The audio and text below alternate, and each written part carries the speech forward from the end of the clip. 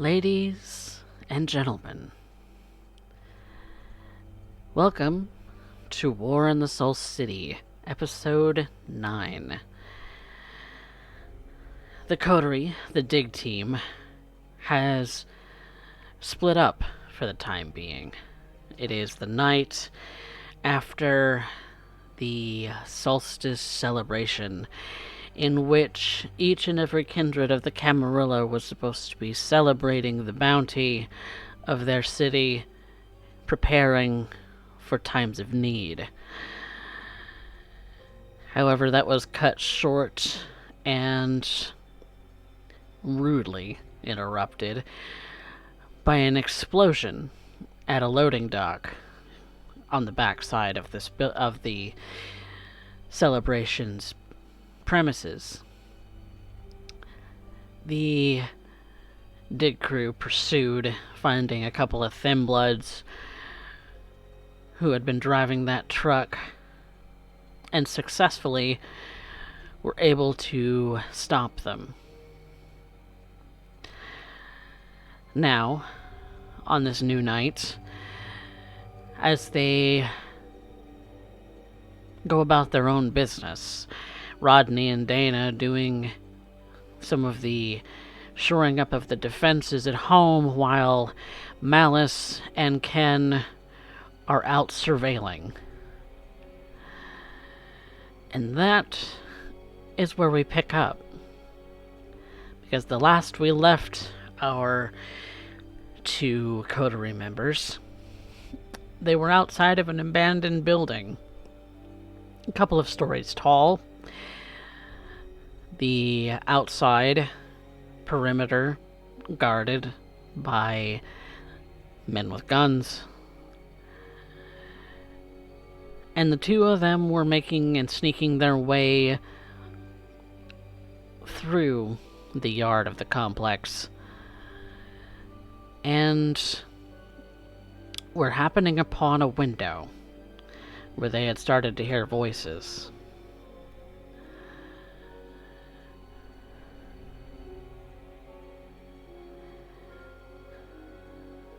Do the two of you do anything?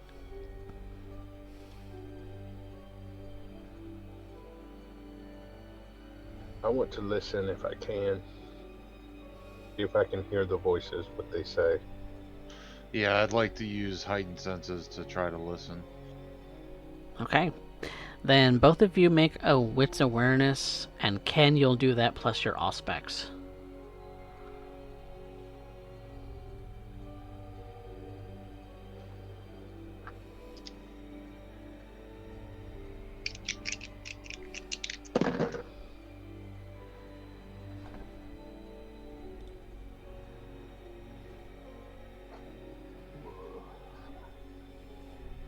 That's 6 on a crit. Very nice. Both of you hear voices inside the sort of loading dock in the back of this place. You followed the back of the building to this entryway where you suppose a large box truck filled with people would be parked right about now if it hadn't been crashed.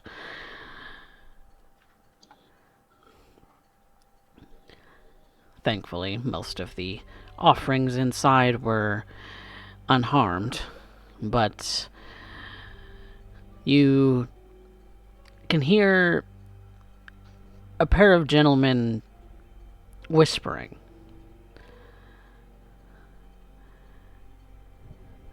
Ken, it's a little bit out of earshot, but Malice, you hear the voice of an older man.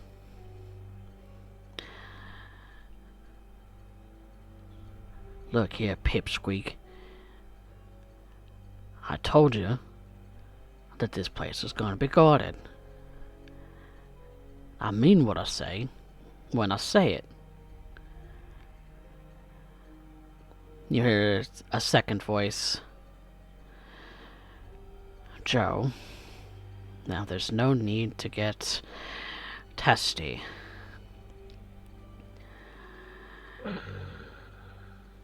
you do understand that they are very likely going to be investigating what it is that happened, and they're going to find this place. I told you, Gregory, that I had it handled. Now, you gonna let me do my job, or you gonna sit here and whine all night long?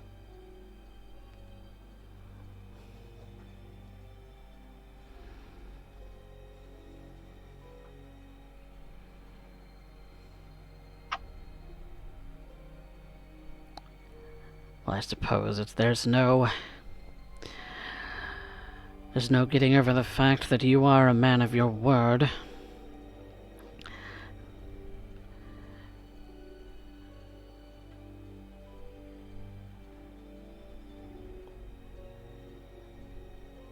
So what happened back there? Why did the boys end up getting the vehicle crashed? Why couldn't they make it back?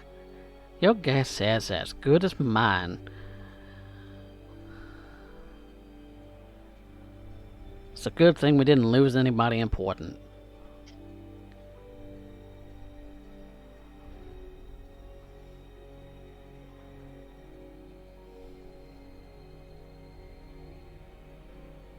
You hear some mumbling. Their voice is lowering a bit.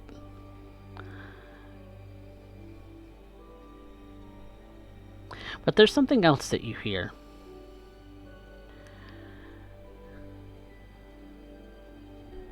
You hear the very faint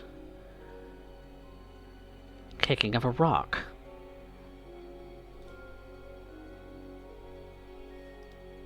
Behind you.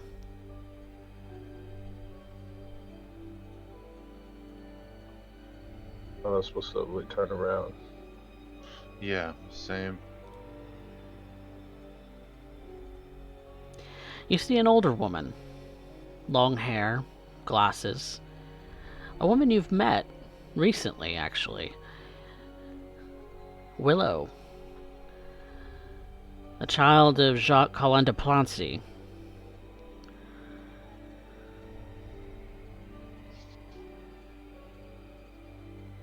Alice just puts a finger to his lips, trying to listen into, was it Gregory? I'm assuming his enemy as intently as he can before he decides what he's about to do.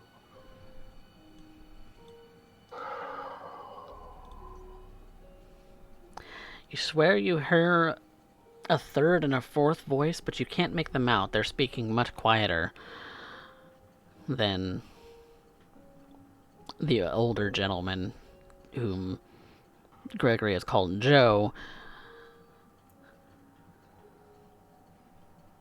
But you haven't made visual contact with any of them yet.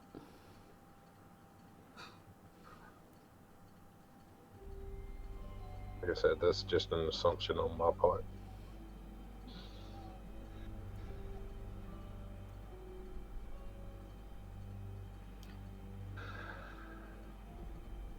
Is anybody else with Willow, or?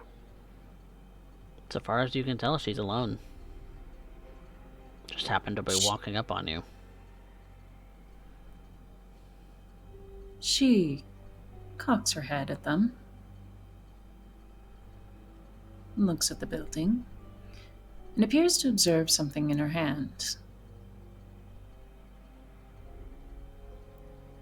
And then she puts it away in her pocket. You can see just the flash of a glimmer, almost like a ruby.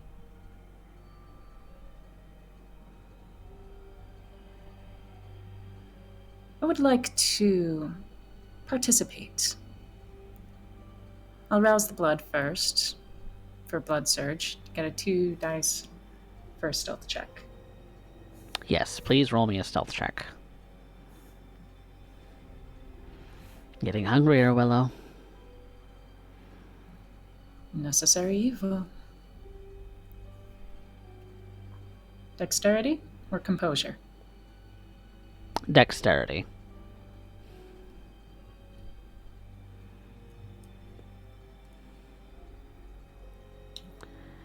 finding your footing once more as far as being quiet.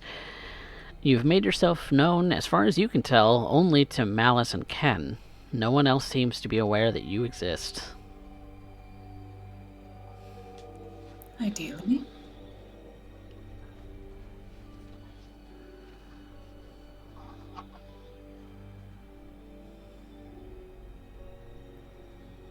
Getting close enough to them to keep it the lowest whisper. Rather unusual circumstances we find ourselves in, gentlemen.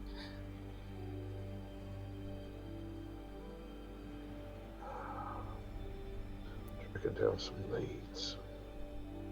What brings you out tonight?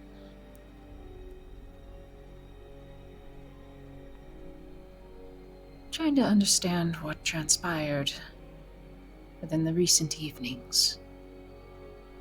More specifically, who to hold responsible.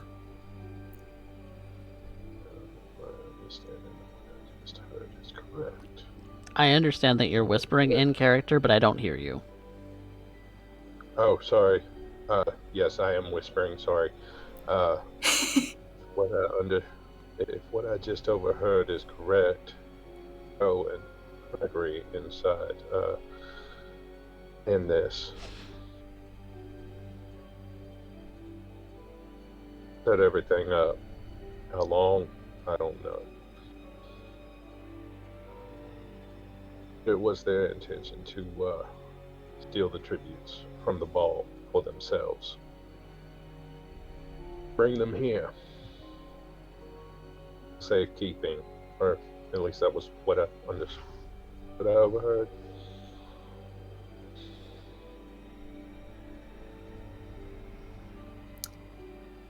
Now they're Willow. trying to figure out. Willow They're no. trying to figure out how they lost them.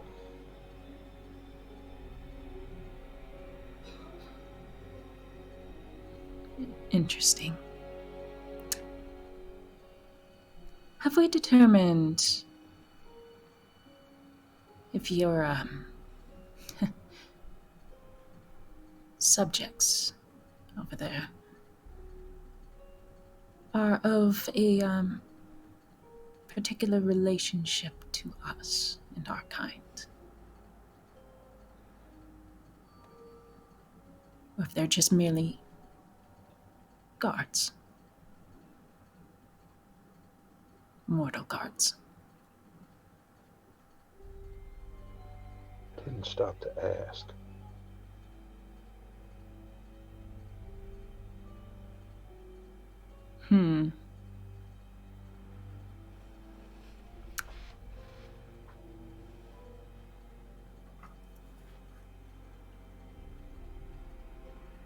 I was making quick mental math to see how much longer they have that they can hide where they are without being seen with the guard rotation. You know the rotation is going to be coming back through here in a couple minutes? Tops. Have about 90 seconds tops to get in or get out.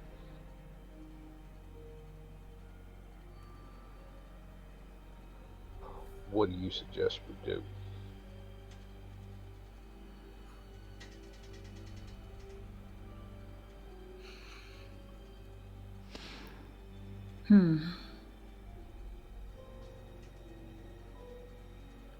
I say we get in.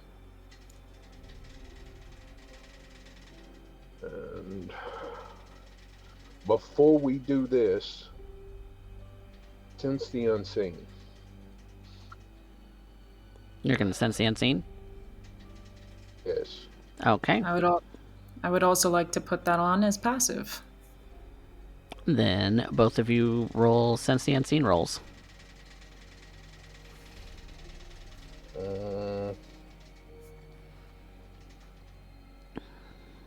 Is that? I believe that's wits and discipline. So wits, auspex. It's aspects.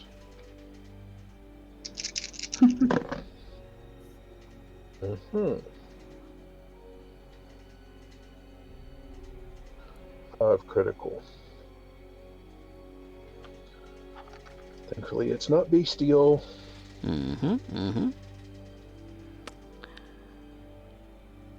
So far as you can tell, for the both of you, there's no unseen movement here.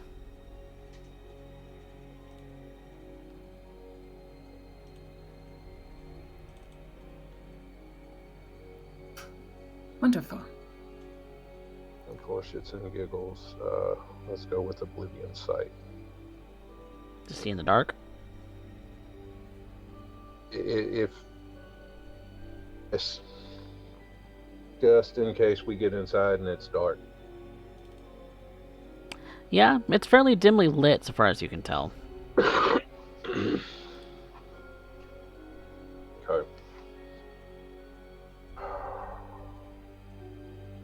Got the best stealth of the 3 of us.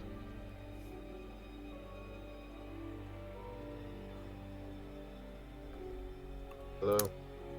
Sorry, what? What was the question? It has the best stealth of the 3 of us. Get in. I have 3 dice total on that. I've got 6. It's all you, Ken. Oh, I'm going to rouse the blood for this. Okay. Okay, I'm going to get hungrier. A little bit hungrier. I'm only at 2. Alright, should I do another stealth check?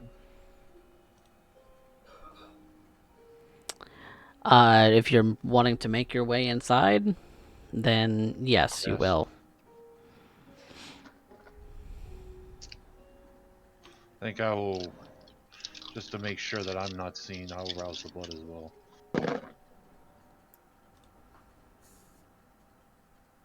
And also another rouse. So everyone is going in? Mm-hmm. Why not? It appears that way. Alright.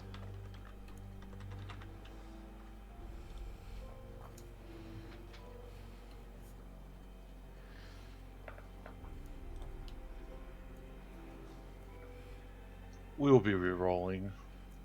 Okay. What was your stealth roll, Malice? 9 critical. 9 on crit. Hot damn! I've got 4 for Willow and 3 for Mr. Tanaka. The one with the most dice. Mm-hmm.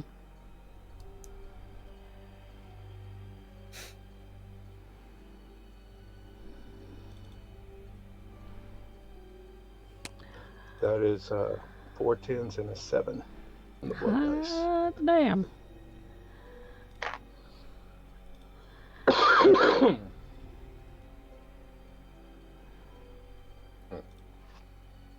But I don't think that's going to last long.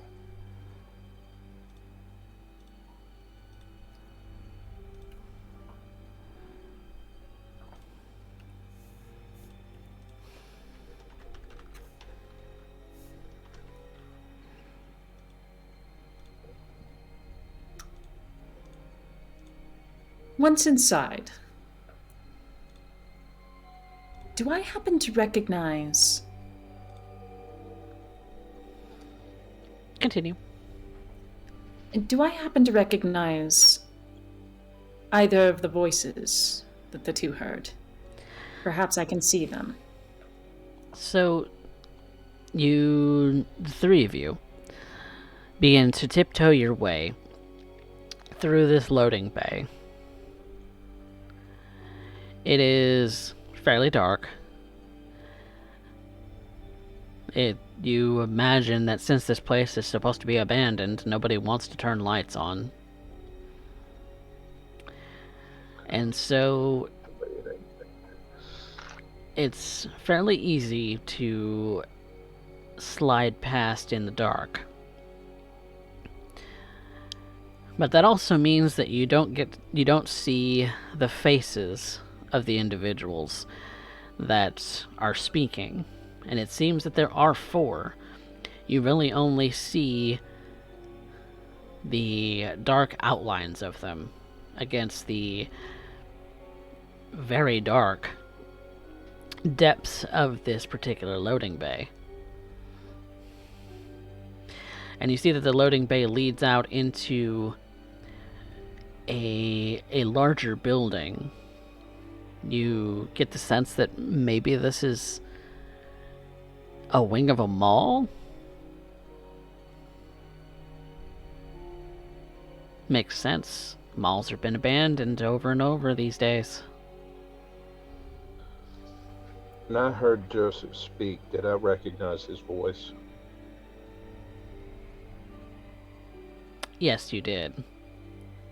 So, Malice, you know Joseph. Where have the two of you met before? A cabin out on the river.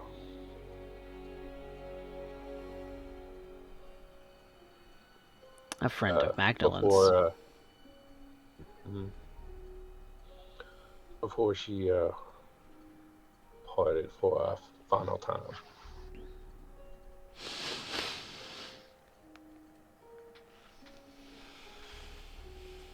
You recognize his voice. The other figures you don't recognize. Nor can you really see their faces. As quietly as I can. That would be Joseph. What was his last name? Gutenberg. Gutenberg, that's right. I know one of these gentlemen. Joseph Gutenberg.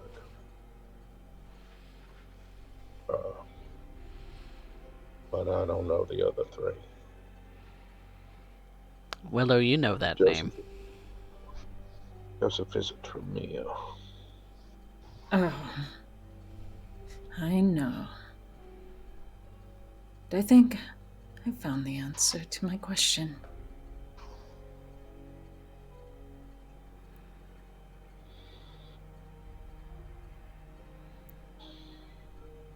You won't take me too kindly to finding us here.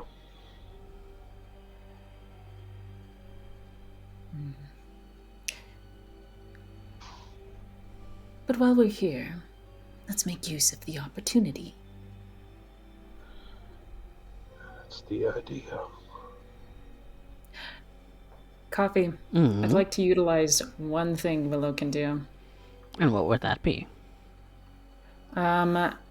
Considering the building, I would like to roll city history and academics, an intelligence check to see if I know much about the building. Okay. Specifically, historically, what weaknesses it has. I'm gonna say that's more of a wits, because you're recalling this on the fly without getting caught, so you are gonna need to think fast. Wits? Okay. So wits and academics, and any kind of city planning or building history specialties you might have. I have city history. Does that count? Yeah, that'll count. Okay.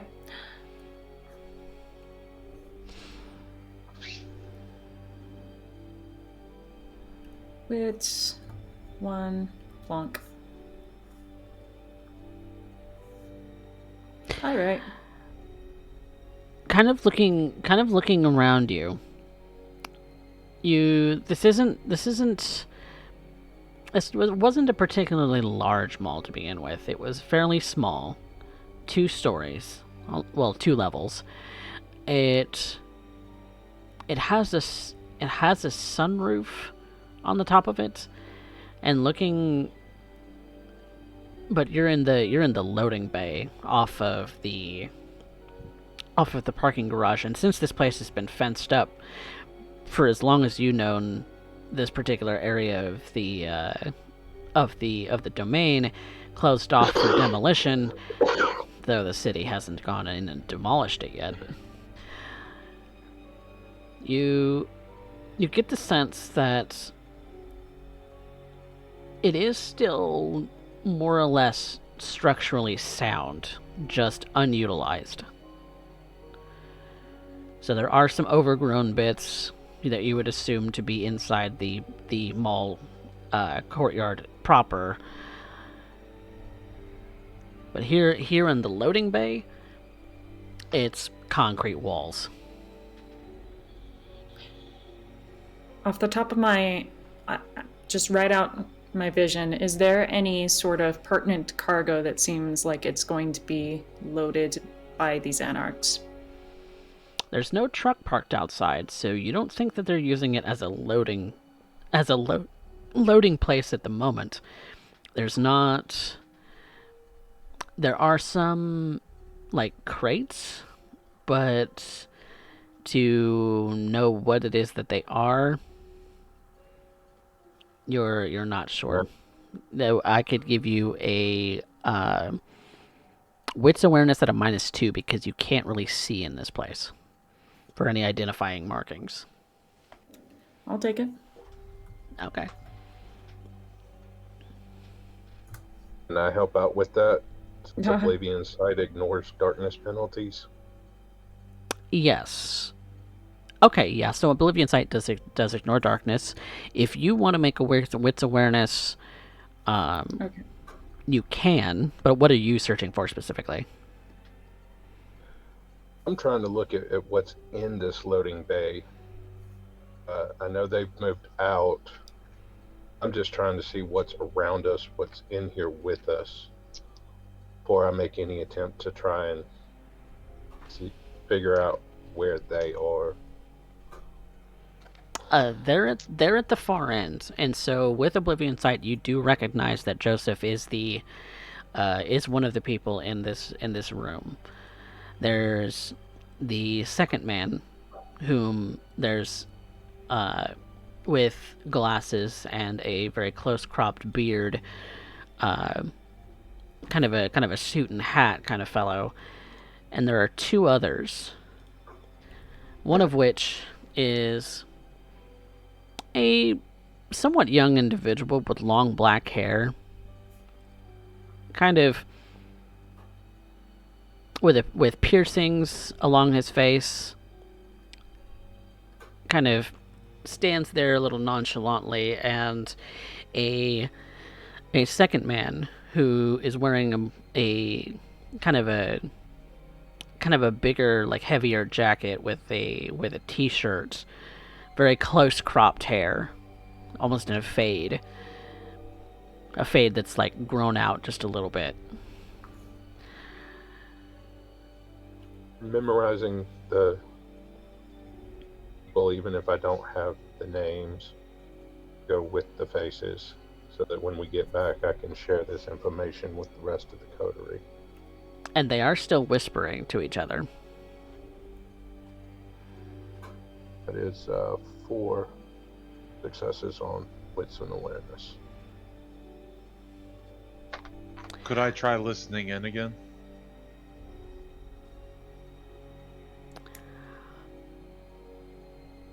Before that, Coffee, I had a little bit of a bestial mishap. Yes, you did. I want to willpower reroll 2 dice. You are at hunger 3, my friend. You cannot. I cannot. Oh shit! I cannot. Never mind. Let's just. All right. What's up? Willow? None of this feels right. This is starting to feel really dangerous. You hear 4 voices. You hear the words attack. You hear the words Joseph. You hear briefly something about the regents.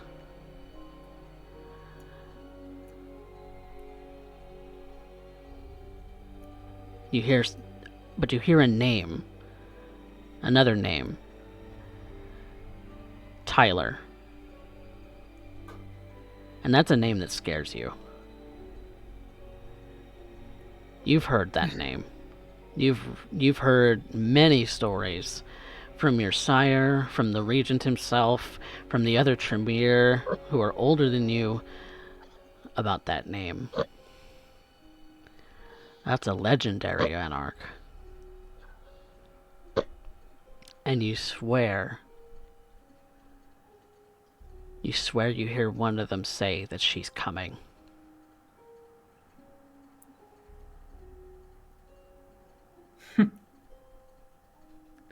Certainly not.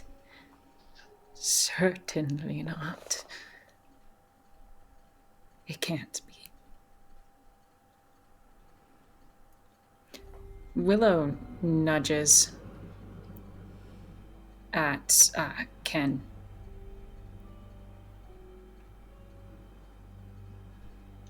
Yes. I need you to do something for me. And then we need to go. I need you. And she pulls out a small red stone from her pocket. I need one of you to place this on any piece of cargo. An object seems like it's going to be taken with them. I don't care what.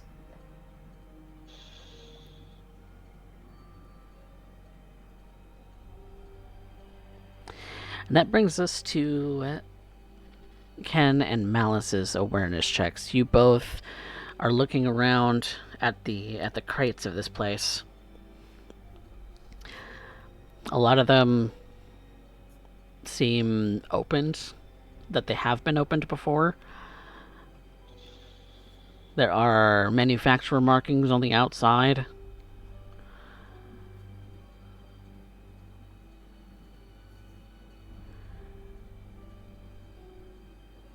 Not from any companies that you both would recognize.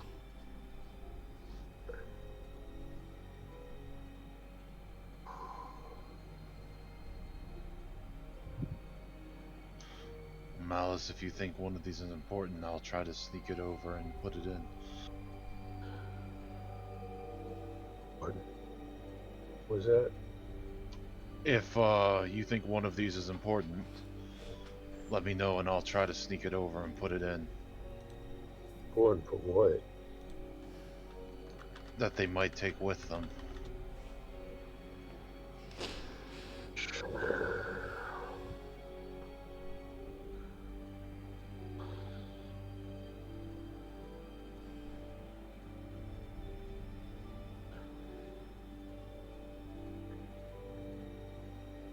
Other than what they are bearing and have with them, is there anything that seems like it might be something they would take with them, or especially with these crates, just going to leave here?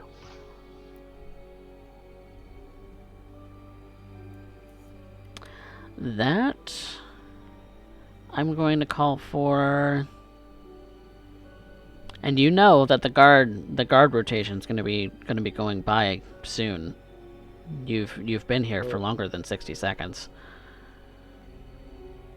I'm planning on staying in here until they've made that out and we still have that opening to get back out. Okay.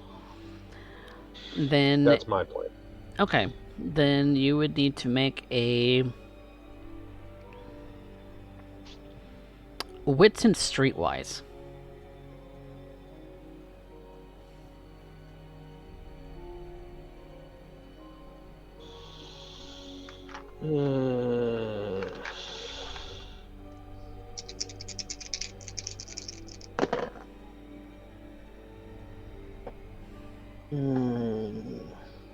Streetwise, you say? Yes. I had another. That's 3. That's 3. Yeah, 3 successes. Based on the markings on the outside of all of these crates, there's no way to really know. They're from manufacturers of every industry. Seems like they've been using this place in and out for maybe some time. I did have an idea, Coffee. Yes. What is your idea? Would the fancy pants that are wearing suits, would they have taken their suit jackets off and laid them on on top of something or somewhere away from them, just getting more comfortable? No, with how cold it is and how much they need to fake it, or maybe aren't faking it, you don't know if some of them are human or not. You get the suspicion that they're wearing their coats on purpose. It is a Okay. December evening, after all. Yes. It was just a thought. Wrong character. Damn it. Thinking Unseen Passage, but yeah, wrong character. Mm-hmm.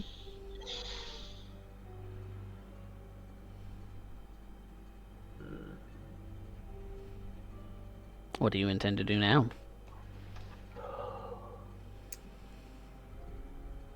Willow just They're all four on the far side, right? Yes, they're deeper in, kind of closer to the entrance that goes into the rest of the building.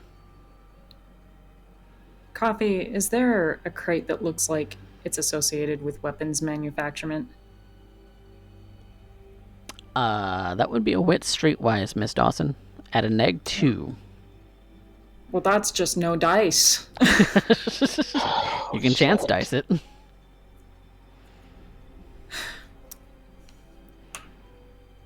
But you do risk running into another compulsion. Willow's just going to make the suggestion to the other two instead. I can look. Does heightened senses help me see in the dark? To a degree, yes. But I am, since you all have been whispering to each other, I'm going to need you all to make another wit stealth or a composure stealth I'd for rather. being quiet. I'm going to rouse again. Yeah. Same. Okay, that's a success. Oh my god. First rouse success I've had all night. Okay. Said composure stealth. Yes, composure stealth. I'll take it. And for the sake of clarity, I will also use one whole willpower to reroll one whole dice. If it's a hunger dice, then you can't willpower it. There is only one normal dice I can reroll. Oh, yeah. Okay, yeah, I see that. That was an accident. I was like, what in the world is that? Here, let me... Modifiers. It just asks for modifiers. I'm not sure what that means. Oh, don't hit willpower roll, hit WP reroll. Whoops. Haha, my bad. I forgot. Alright, whatever. There's 3, there's 6. And what was yours, Malice? That is 4, 5, 6, 7. A crit. Thankfully, that's not hunger, or I'd be screwed.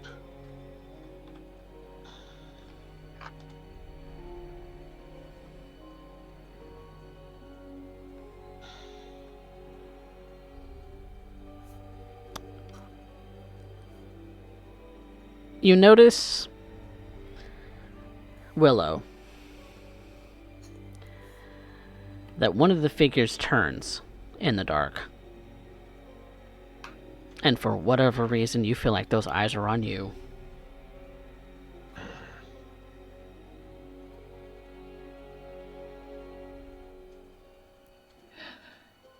Well, You think maybe your voice squeaked a little too loud, maybe? potentially. You definitely have an urge to get out of here at this point. I do. So what do you do before he shouts out at you?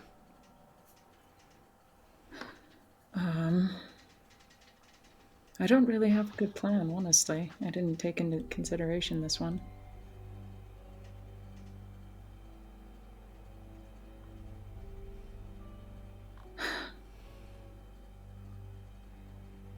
I let the other two know. Well, we're spotted. And Willow hands the small red stone to Ken, pats him on the back. It's up to you, Buckaroo.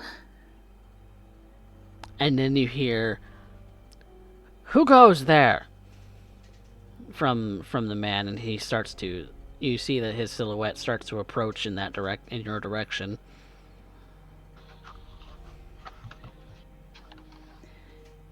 And I think what Willow is going to do is run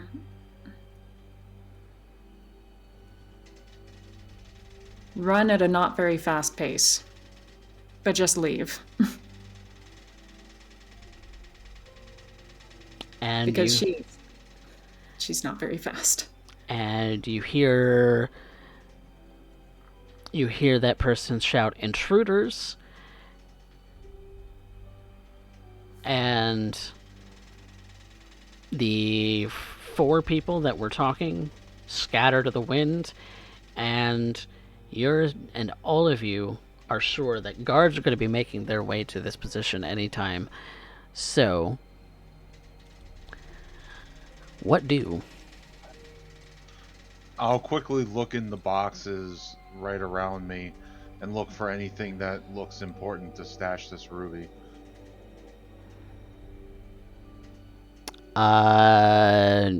You can, but it's going to be at a penalty because you don't have time to think a whole lot. Okay. So that's going to be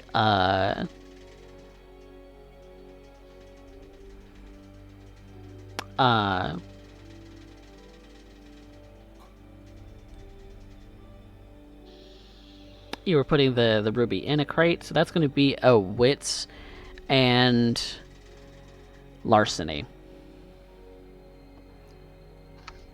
And I'm going to consider this you thinking of the right one to put it in and dropping it in.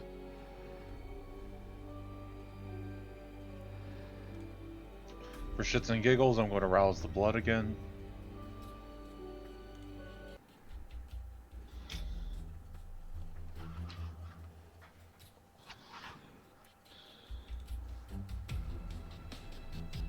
Getting hungrier, Mr. Tanaka.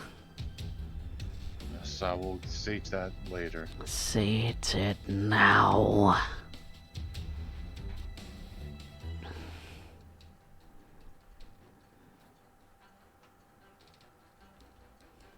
That's 3 successes.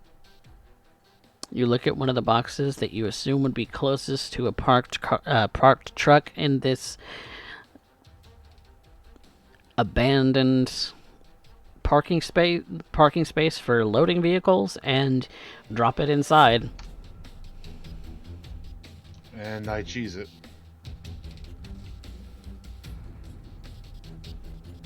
But since I want to turn off heightened senses. okay, since you did hear one of them shout for guards that there's intruders, there are several guards coming from both directions towards this loading area.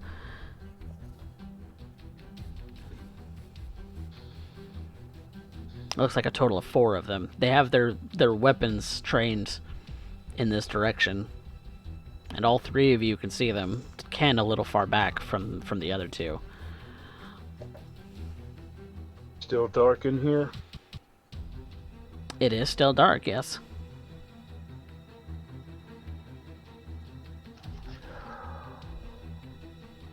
Which direction did Willow go? She cheesed it out of this, out of the loading bay, as far as I know. Same with Ken. Shortly after that.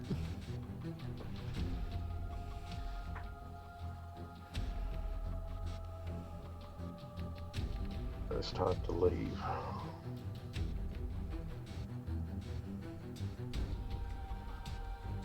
really don't want to fight.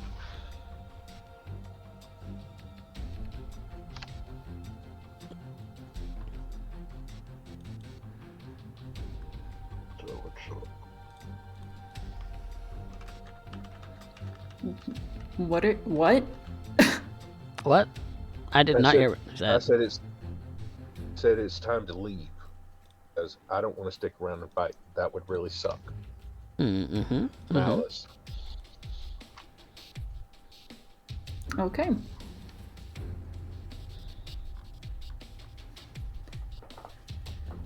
All right. So, who is doing what? Because you have 4 guards outside in the perimeter where you guys are exiting, and you have no idea where the 4 individuals from inside went. So what do you do?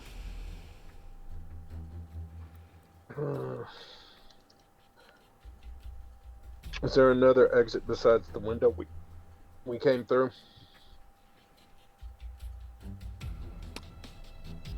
I mean, the loading bay door, but it's closed.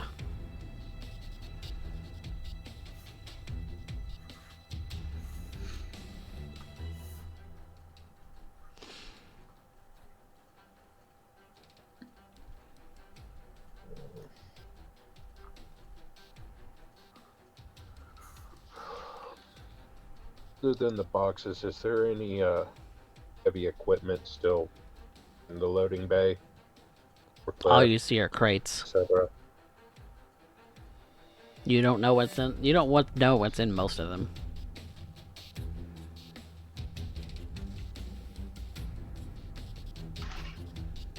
I think he might have been asking if there's a forklift left around.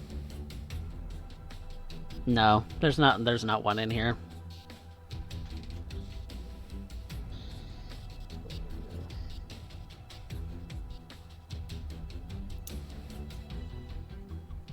Well,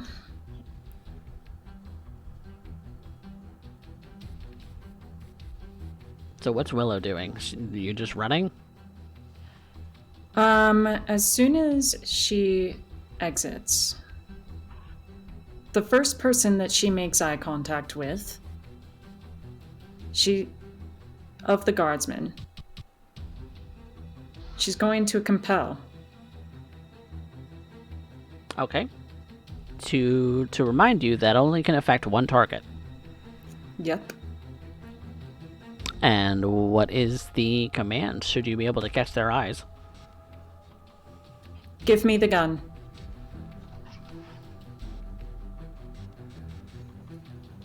Okay.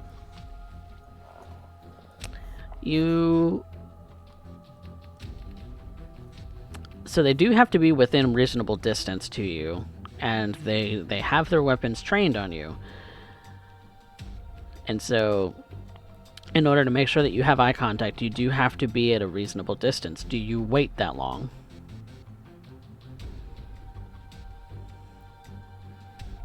I'm asking because Willow would know this. Well, I don't know this. Well, that's why I'm asking. Yeah. I'm wondering if she would take that chance. Probably not, honestly.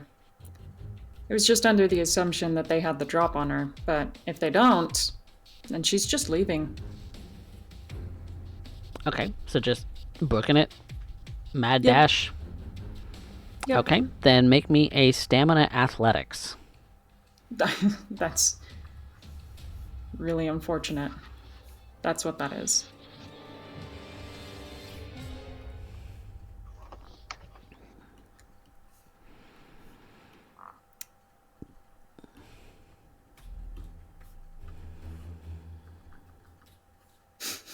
This is just straight athletics.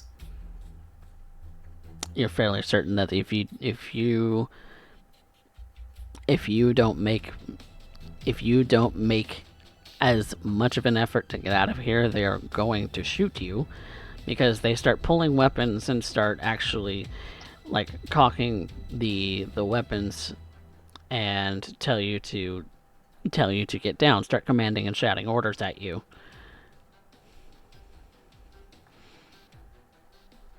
Do you follow their orders or do you keep going?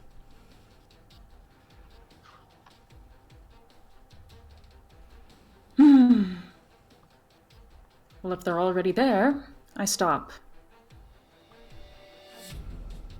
I slowly turn around And now I tell them, at least one of them, to throw the gun. Give it to me.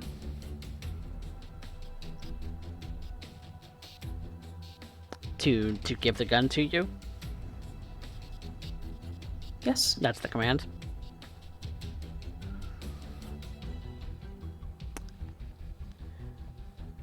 You command this individual to give you the gun. Mm-hmm. We're going to come back to Willow in a moment. Ken, what were you doing? Seeing them all converging on Willow, would I see an opening to make it to the fence? They seem to be very distracted by her, yes. I'm going to try to make it over the fence and then turn to cover her. Okay. Since you were you're making a bad dash, so you're forgoing any kind of stealth, right?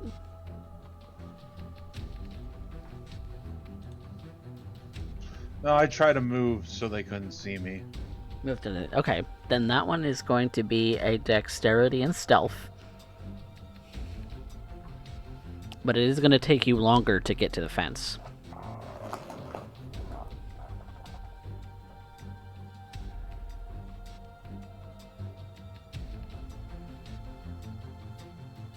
And you're willing to do it that way? Nah, you know what? I'll just run flat out. Run flat out? Okay. Yeah. Then the guards will also hear you as you're running and as you're jingling the fence trying to hop over. And so if you're wanting to avoid any fire that they start having at you, I'm going to need at this time for both Willow and Ken to make dexterity athletics to avoid gunfire at -2 because you don't have celerity. Unless you do, Ken. No, I have Cat's Grace. Okay. Then neither of you have rapid reflexes, so you're going to be at a -2 penalty to avoid gunshots. My guy, that's just no dice for me. You can chance dice it. Oh, I had no choice. Okay, so a dexterity athletics. Yep, dexterity athletics, -2.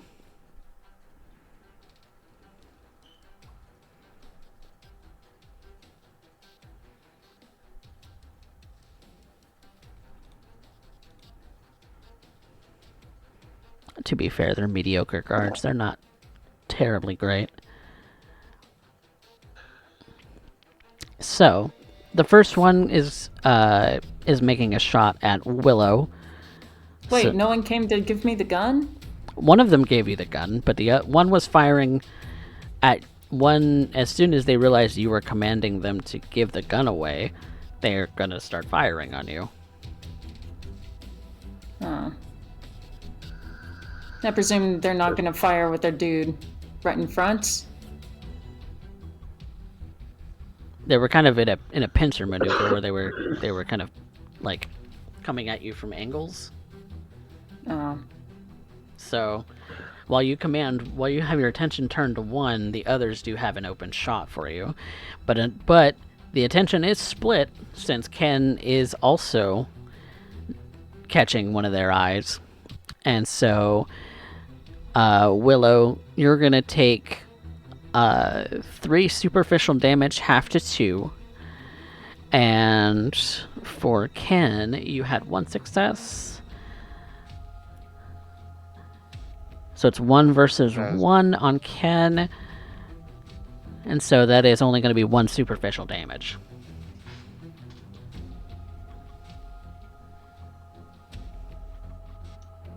But Okay.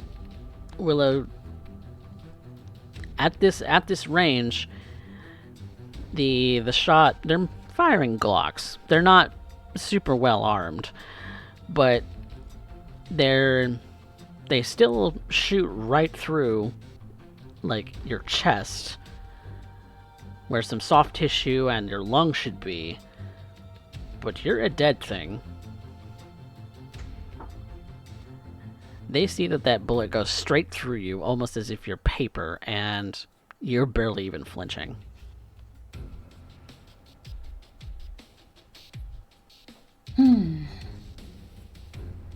Well, now this is a problem. And Malice- I've decided it's an Anarch problem. Malice, what are you doing? Seeing them shooting, I'm assuming at both. Yep, both are Ken and Willow. Yep. Are any of the guards close together? Close-ish. Maybe like less than 6 feet apart. 2 on one side, 2 on the other. Okay. Oh. Shot Willow. They're shooting at Ken. Mm-hmm. They're about 6 feet apart. I want to rouse the blood and see if I can just straight up run into one of the guys to maybe knock him into the other one. Like full-on bull rush? Yes. Okay. Then I'm going to consider that a stamina melee. Or a stamina and athletics for grappling. Okay. I'm going to rouse. Success. Alright. Stamina. Athletics.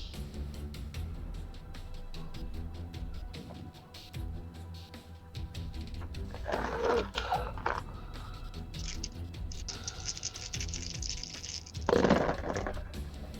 Oh boy. 4, 5, 6, 7. 8.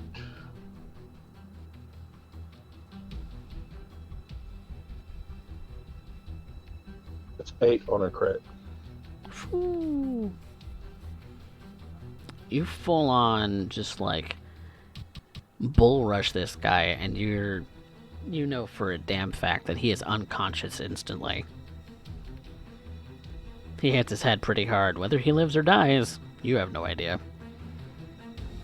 I don't care. I'm going to keep running. I'm not stopping. But Willow, that does give you an opening. And I'll take it. Can I lay down some covering fire? Do you have a weapon? Yes, I have the pistol that I got from Liv. Okay. Then that is going to be a composure and firearms.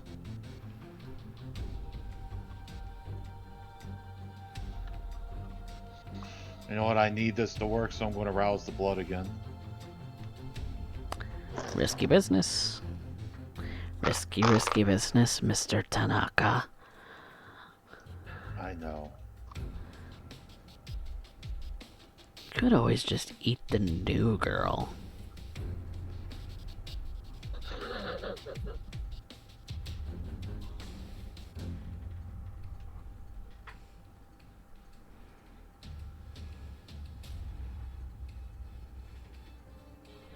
That'll work.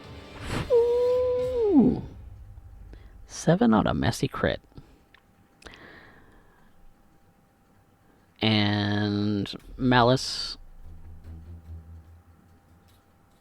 Oh wait, that's your firearms. Never mind. Sorry. You almost as if your inner rage just radiates out of this. Ken, you have this strange nagging feeling of you need to hurt something and you need it to gloat. You need to put them in their place and make sure that they know who's boss. You're in the dominance compulsion. Okay.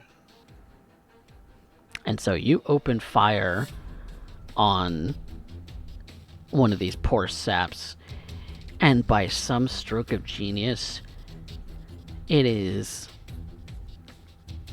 a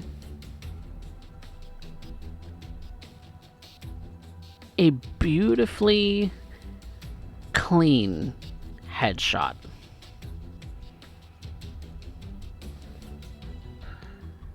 You see it's almost as if you're watching the bullet in split time.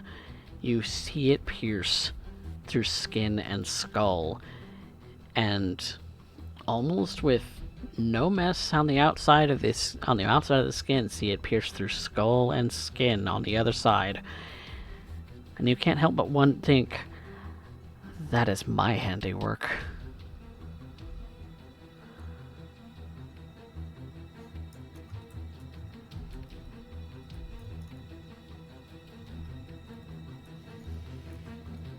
They should know their place.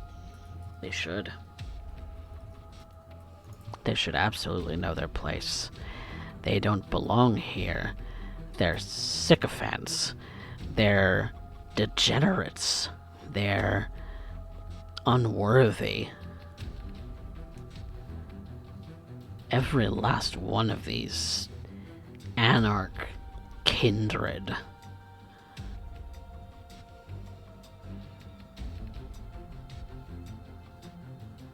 You're better than them.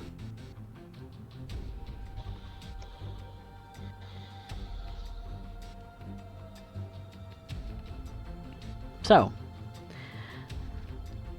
what do? Well, with the opportunity, I'm going to go ahead and make a blood search so that I can start running a little bit more quickly. Okay. Expedience. Expediency is needed.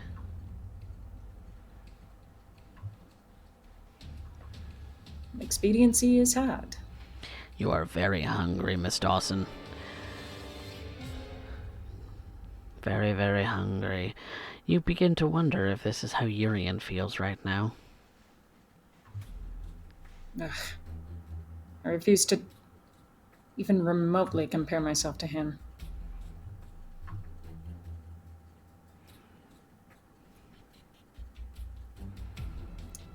Three.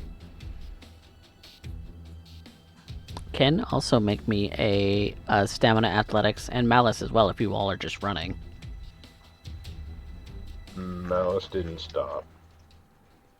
Yep. The dude kept running. Yep. Have they both cleared the fence? At this point, everyone would be clearing the fence, yes.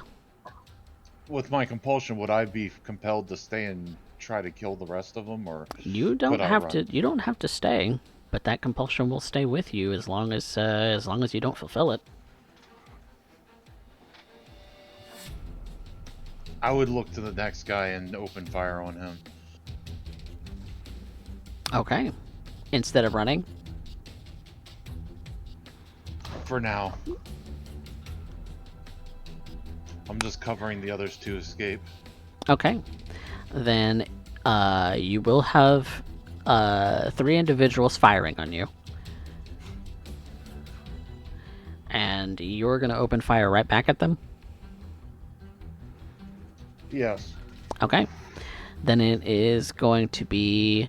Wait, it would only be 2 individuals because one of them gave their gun up. One of the... Oh, yes. Yes, one gave their gun up, one you got headshotted. knocked So it's out. 2 people. So it's 2 people. Thought you said I knocked the guy I hit out. You did. That was the guy who had given up his gun. Okay. So the guy who's Just given up his clarifying, gun is knocked out unconscious. One had a headshot clear through him, so there's 2 people firing at you. So you can compete one of those with a firearms and composure, and if you want to dodge, you're going to be at a penalty for multiple actions in a turn.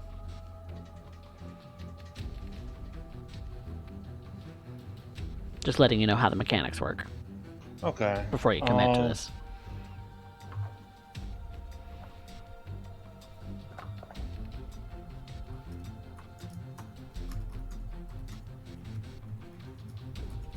Yeah, we'll try to take another one out. Okay.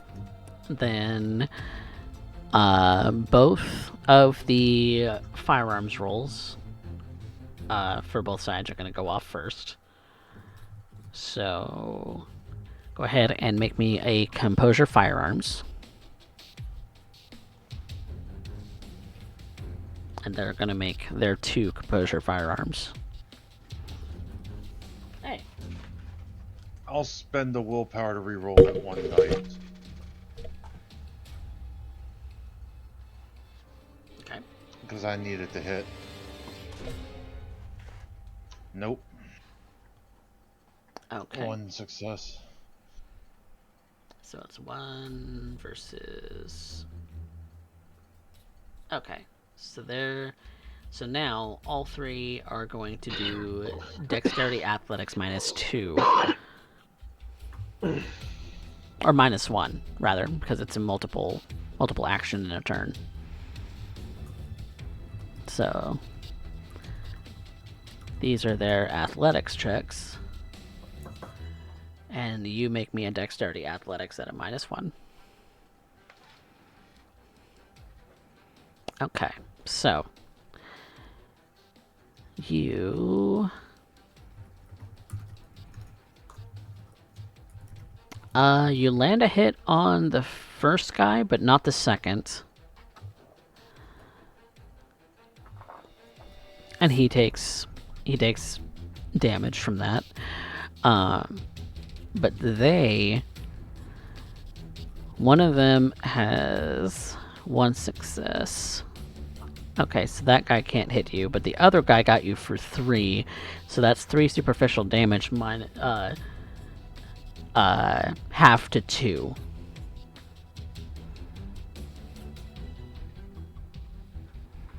Okay, so that's... What happens when I get full and superficial damage? Is I start taking aggravated then? You start taking aggravated, yep. Okay. Then now I would run. Yep, but you are physically impaired if all of your boxes are full. I am not. I still have 2 health left. Okay, cool. And you're running? Yeah, I'll run. Okay, so Malice and Willow are over the fence and darting whichever way they desire. You're the only one who has left to try and escape this place. So, to do that, I need a stamina athletics.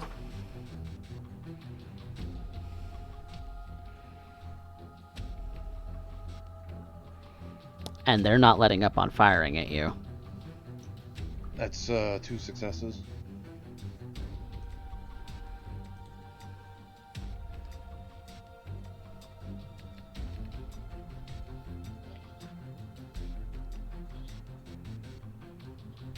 Okay. So you are able to hop the fence. But I'm gonna... I thought I was already over. No, you weren't quite over yet. You're hopping the fence right now because you stayed behind. Okay. And so... Done thinking, but that's okay. So, you're hopping the fence now, but in doing so, they do clip you for 2 additional superficial damage. And now I'm all superficial. But you're over the fence. And you're fairly certain that they can't jump the fence nearly as well as you can. I'm out.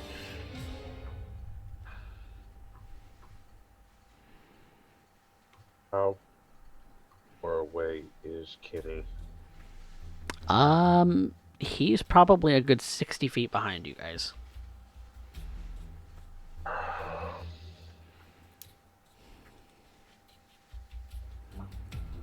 Whew, that was exhilarating. I haven't been that reckless since I was a fledgling. Let me go get my car. Yeah, she just hobbles off like she has back pain. Malice will look over his shoulder. How is Kenny doing? He looks pretty rough. You can still hear gunshots going off, but they're firing wildly. It's almost like they can't really see. It's gotten kind of dark. Malice is going to hold where he is for a second. see how Kenny's doing. Was going for a car. I'm still parked, like, blocks away, 3 blocks away.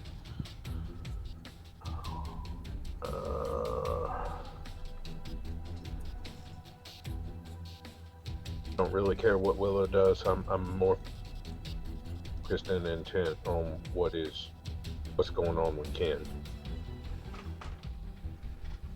All right. So Malice and Ken are together. Willow's gone off to her car. She's getting it ready, and in order to make a swift curbside pickup for both Ken and Malice. I'm gonna have to get my own car. I cannot leave that here. Not that close. Well, if you say so, but mine's faster. You hear a couple of car alarm make 2 swift beeps.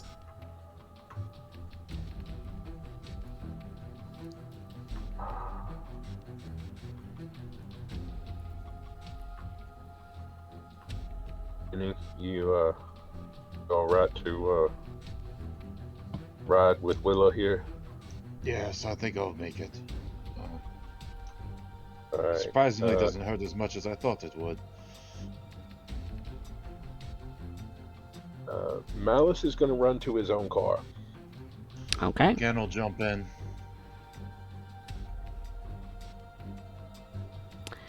However, Willow, when you get to your car, there is a man leaning up against it. Oh. How coincidental. How you doing, sugar? I'd be doing better if you didn't call me sugar.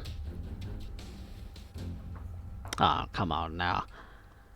Can't tell me you got a bit of a grump on you now.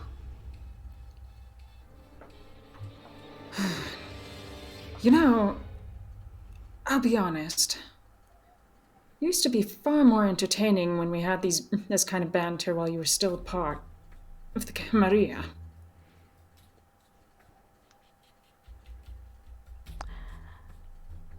You know, honey,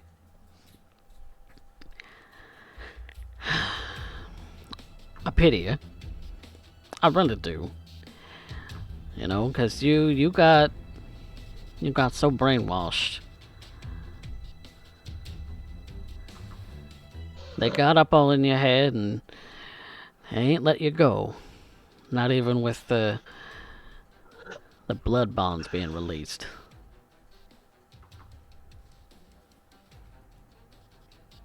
My dear, we had a choice. I chose, and so did you. You ain't choosing for yourself, darling. That Frenchman, he's choosing for you. Oh, heavens. Not this drawl again.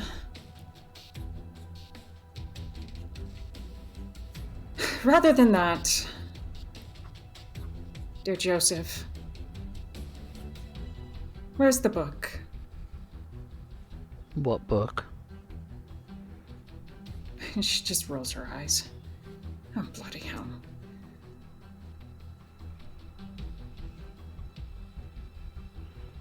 Alright then. I'm going to use Extinguish Vitae on him. Oh.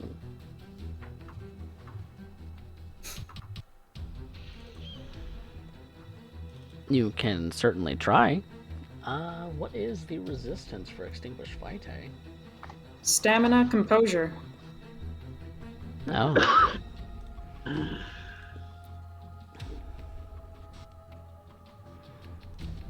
Alright. Roll me your Extinguish Vitae. Plunk.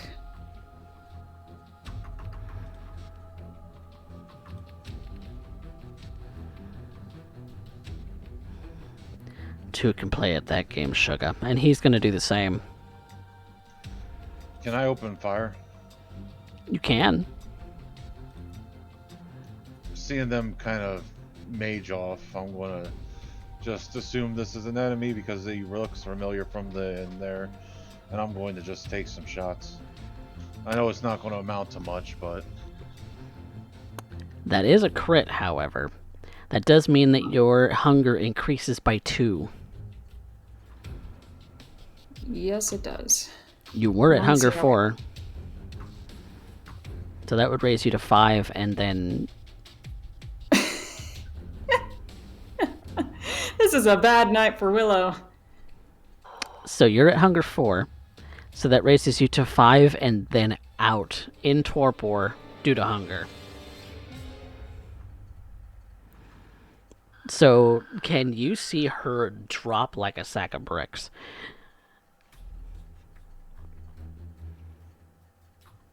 And what do you do? I start backing up shooting.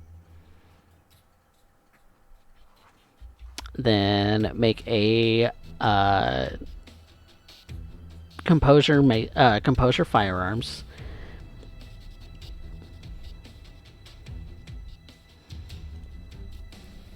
He is not the most athletic person in the world, so you might be able to catch him. 3 successes.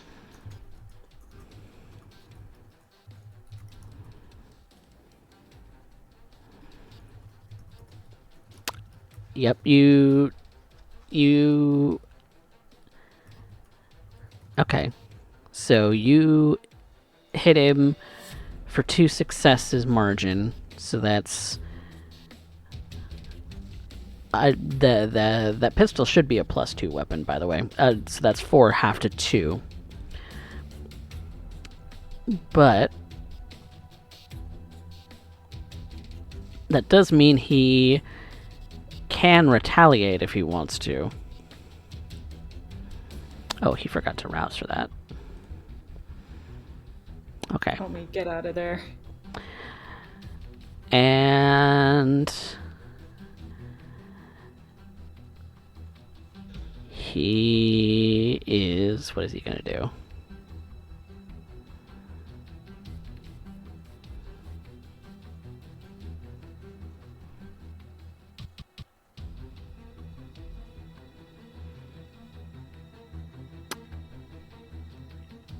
He's just going to sock you in the face. So he's going to strength brawl at a -1. You can, because he's getting up in melee with you, so you can do a dexterity athletics to dodge at a -1. Since you already acted this turn.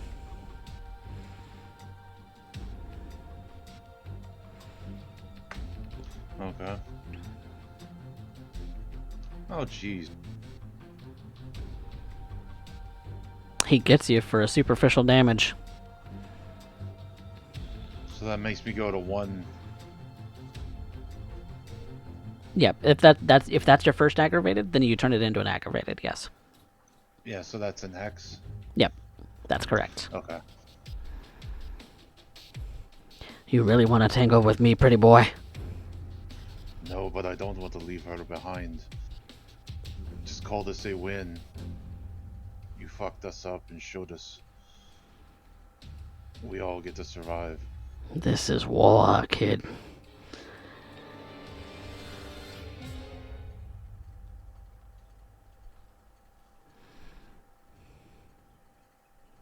What do you do?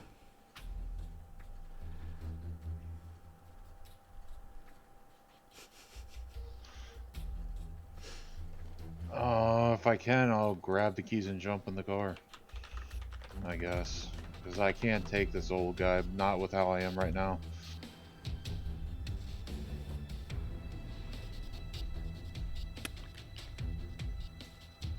Okay, then I'm gonna call for a dexterity and drive.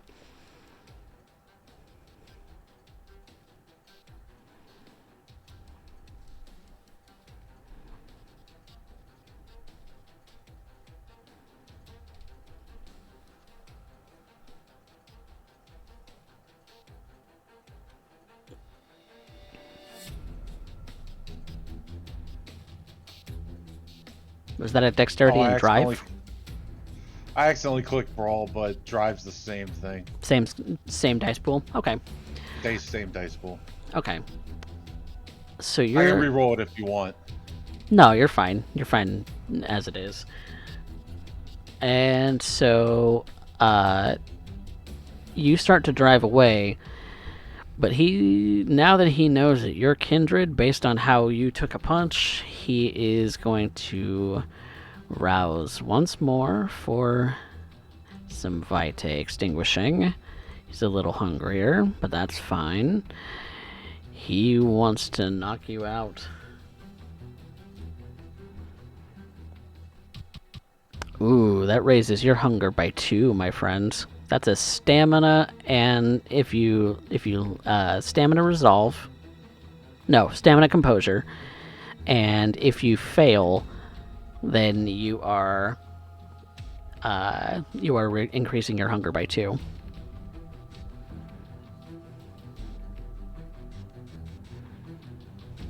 Stamina resolve. Yep, stamina resolve.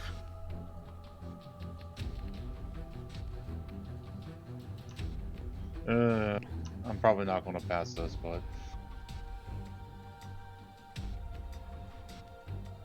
Where does that put you for hunger, my friend? Puts me at 5. So you were at hunger 3, now you're at hunger 5? Okay. I'm at hunger 5. But you're able to drive.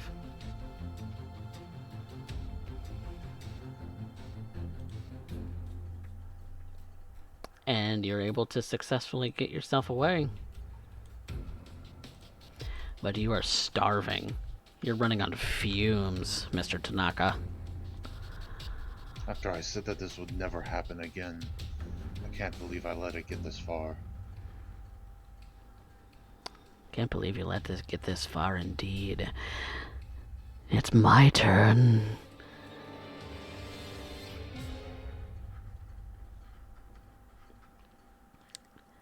Meanwhile, elsewhere in the city, Dana's up to something. What are you up to, Dana? You've just finished having a conversation with your good friend Ted. Rodney is still around, I would suppose. Hiding in the back seat. Well, at this point, we're making our way back to the hotel. I told him I'd give him a place to stay. Yeah, I've got to make reservations and what have you.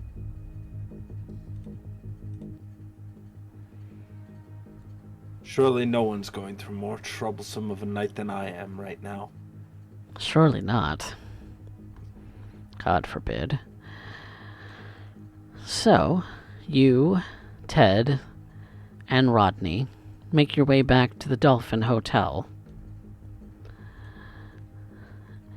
You introduce Ted to his lovely new suite, to which he is incredibly grateful. I had to take the stairs in order to keep him out of sight, given his state, but otherwise it works perfectly well.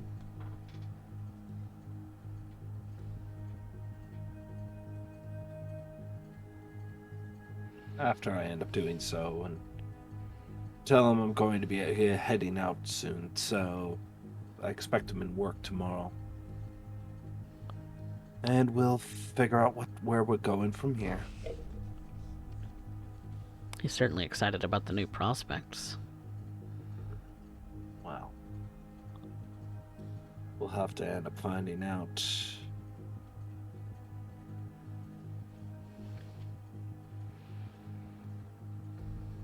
But the two of you aren't able to speak, should you need to.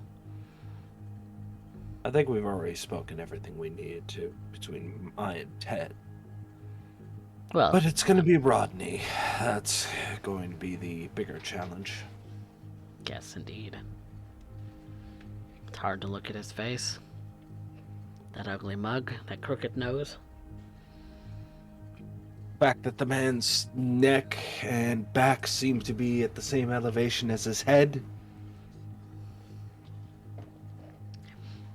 What strange contortions the curse of the Nosferatu weave.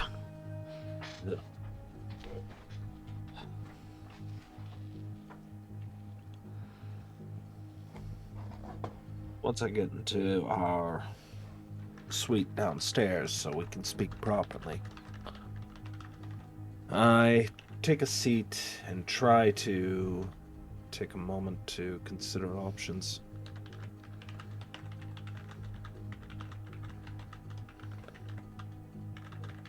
It's fairly late into the night at this point. Would that be correct? Yes, and strangely enough, Ken and Malice haven't made their way back just yet, which is strange. They're usually at least checking in.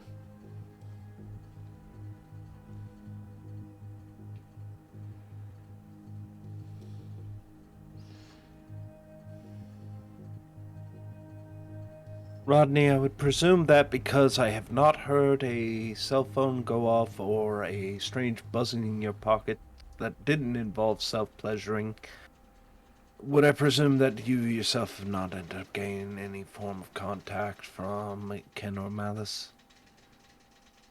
Well, I don't normally carry cellular devices. But That's no, what I figured. no, I haven't seen or heard anything from them. I've been with you, so.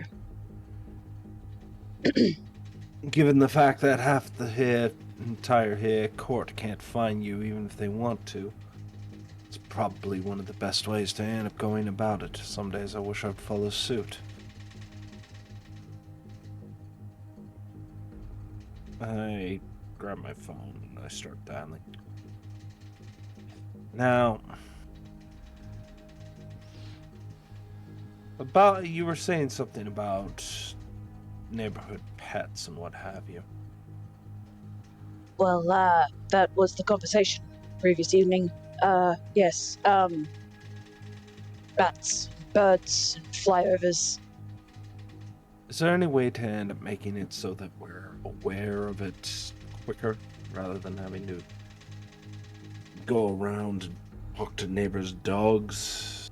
I finished down the number, and at this point, I'm gonna end up. We'll call the armory first, of course, because Ken and Malice probably slacking off, and I don't want to end up interrupting them just yet, so we'll get to important matters. As for making it quicker, I could get the bats and birds to speak to my cats, and then they could talk to me, but... Can animals speak to each other? Yes. So they have like this little ball of... I'm sorry, suddenly I realize now his squirrels became 10 times more dangerous. Oh yeah, don't mess with the squirrels. The squirrels are terrifying. I'm listening for someone to pick up at the armory. I'm presuming that this is a busy night. It's ringing, and you eventually get one of your barback staff. Hello? Hey, Ron, how are you doing? It's Dana. Hi, Dana. It's kind of busy. Where's Ted? Glad to hear Is that. he coming in tonight?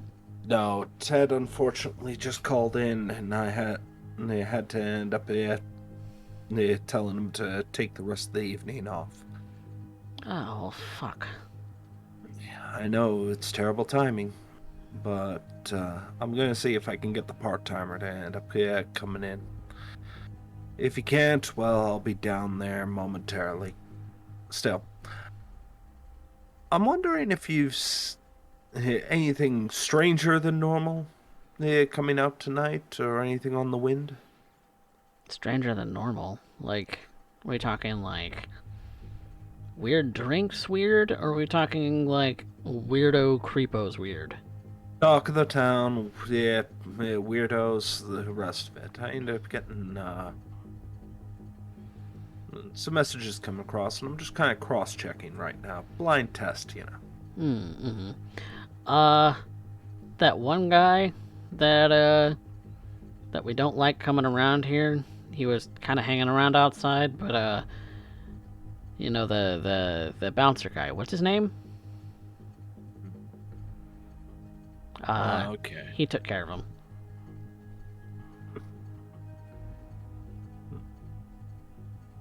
That's everything? Everything else is pretty much the usual. Alright, if anything funny Person's shows backup up, singer's let me missing, know. though.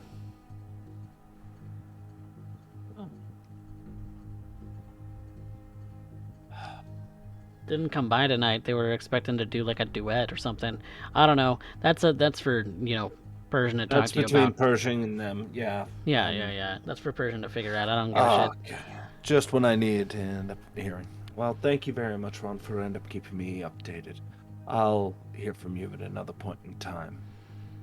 Take care, hold on the fort. I'll see if I can send backup. Oh, great. Yeah, please.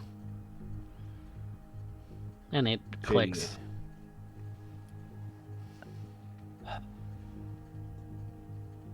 And at this point, I am looking at Rodney real quick before, if he's got nothing to say, I start dialing Ken's number because I need him to cover a shift.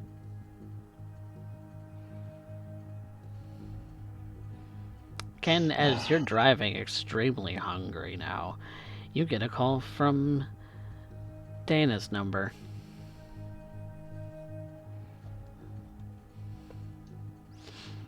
You still Hello. want to hurt something. You still want to dominate something. What is it? Funny way to talk to your employer. I'm a little bit preoccupied right now. Oh, that's a shame. Right now, we're going to need you at the armory to cover a shift. I think we might have bigger fish to fry. We'll be back at the hotel soon. Make sure of it. I hang up before he has a chance to respond. Well, looks like they might be dragging trouble our way. Put the phone back in my jacket pocket. Just kind of buried my head in my hand. Trouble? What trouble? Oh, I'm sure Mr. Tanaka will gladly end up explaining everything. How far away are they? They said soon. And given the tone of the conversation, I thought it best not to let it linger.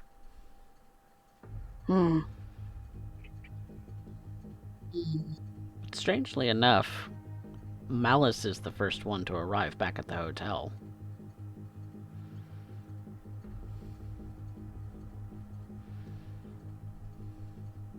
Well, hopefully I see him come in soon enough.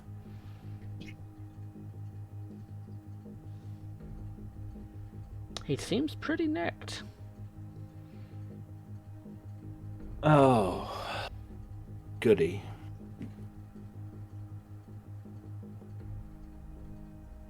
Trouble in paradise?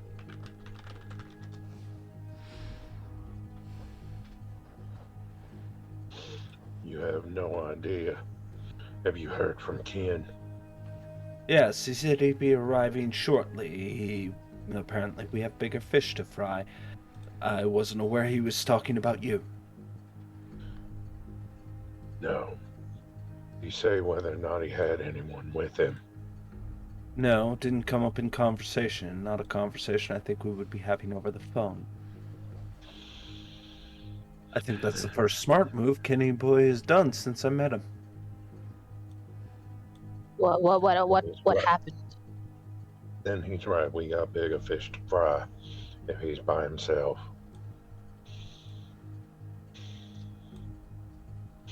Ken and I went to go check out that warehouse where he suspected they were going to be taking tributes last night.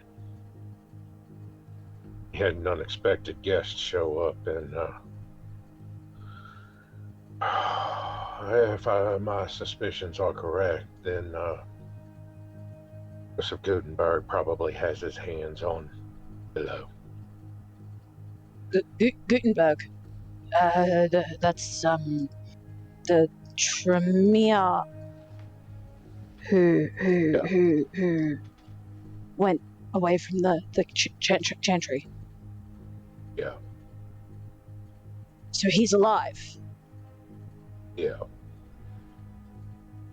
And in the big middle of whatever shit show they started last night, which didn't start last night, but, well, they set it off last night.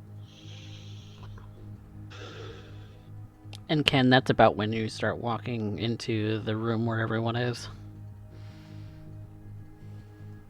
It's a nice Mercedes Benz. It's actually a really nice car. Allow me to see if I understand this correctly, just to illustrate the point. It's at this point, you both ended up running into some extremely hostile environment. Lost Willow. If I recall, you did mention by name. Yes, I did. A member of the Camarilla in good standing. And proceeded to end up dealing with... You didn't lose her. Oh, okay. So that would be under... Oh, no. The Camarilla, one hand washes the other, after all. He was with Ken when I left her. Is that so? Yeah. And here I was about to say something kind. I doubt that. Under the Anarch showed up it was the old man. He did something to us. Oh, shit. He fell out. He did something to me and made me so... I'm so hungry that I can't even stand it. Joseph has a... Shit. Well. God damn it. This just makes things more interesting. Do you know where Joseph may be heading? I know where he was, but not where he's going.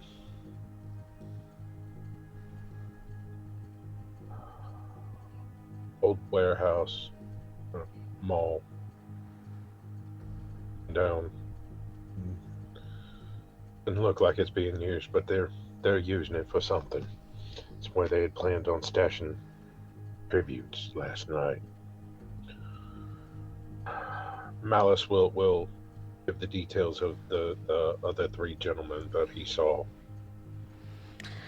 describing them as best he can.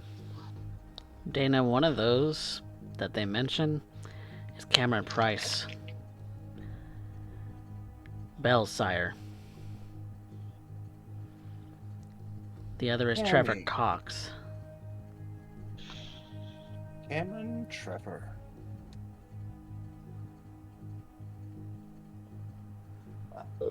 Trevor's ministry, you know that much. Figures as much.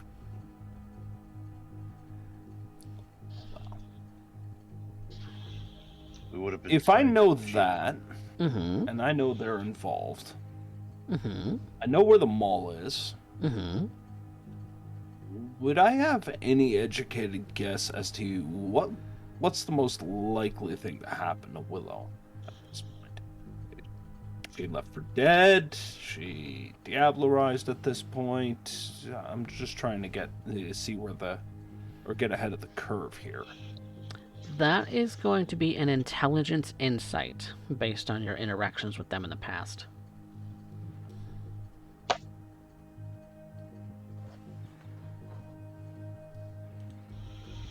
I'll just make it a flat. And motivation as my insight specialty would apply here, I presume? Yeah, motives is definitely going to apply here.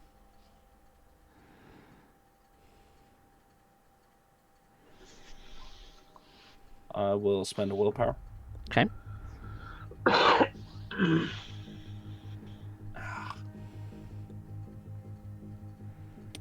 Only 3.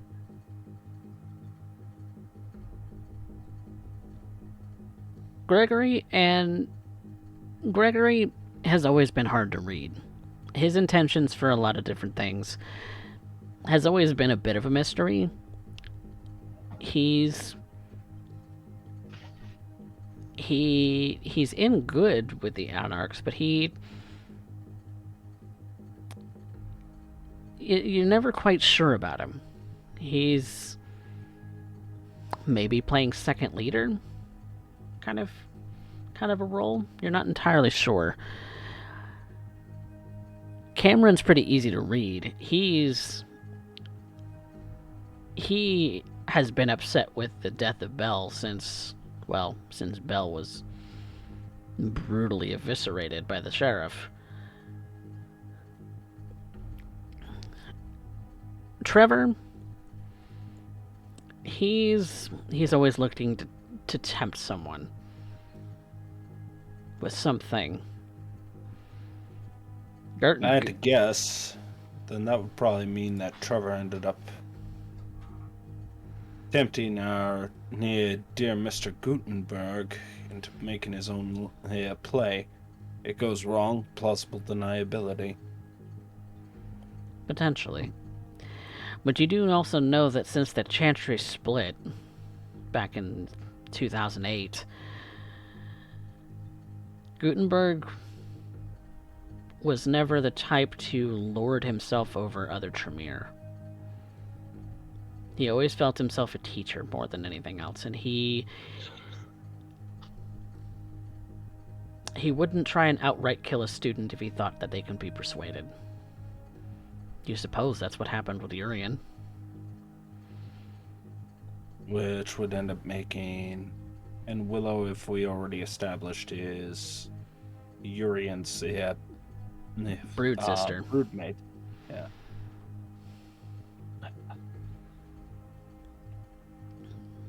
Maybe it's to stick it to Jacques.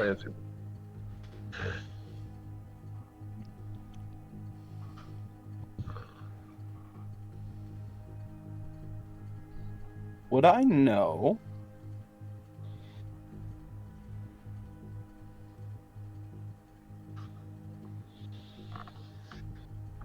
Would I know? Oh no, that effectively turns into a reroll of the same roll.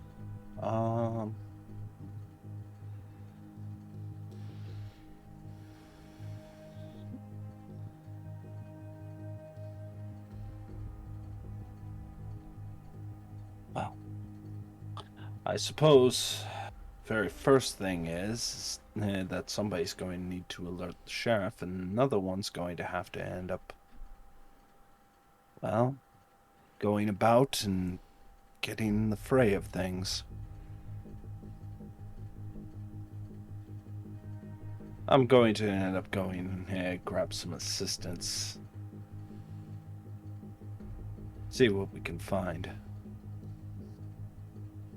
Where was this mall of yours? Malice will tell you where it was. Yeah, and given Fantastic. Malice's near perfect memory, you know exactly where it is.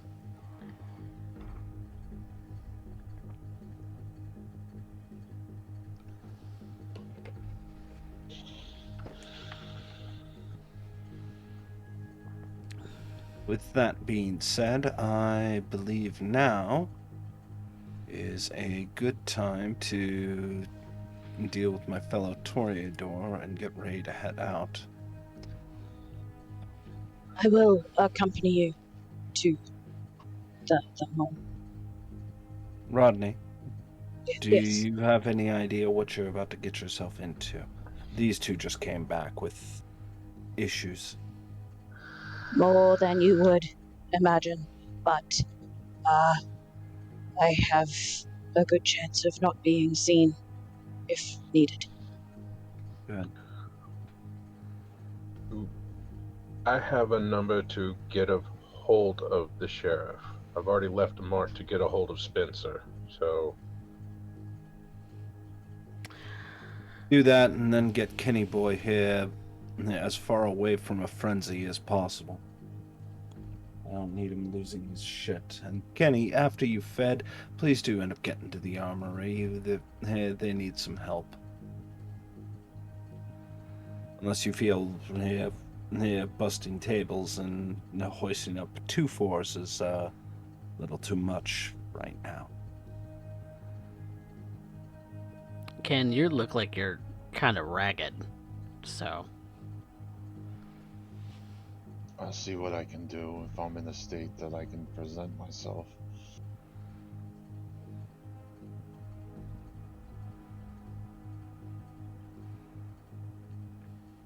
Well, I look forward to hearing the replies.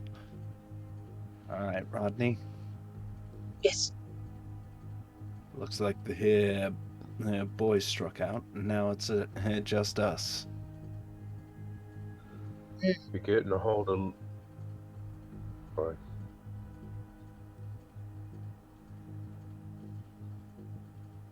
What was Getting a that? hold of Liv. If you're getting a hold of Liv, Mercy should be with her. Yeah, She was when they left. I'm getting a hold of Liv. I am definitely bringing Liv. I'm about to walk into Anarch territory. I know some of her route. Should make it easier to find her. Good. And with Let's hope that, that we're going to take a quick break. And we'll be back with more of War in the Soul City, Episode 9, when we return. Stay tuned.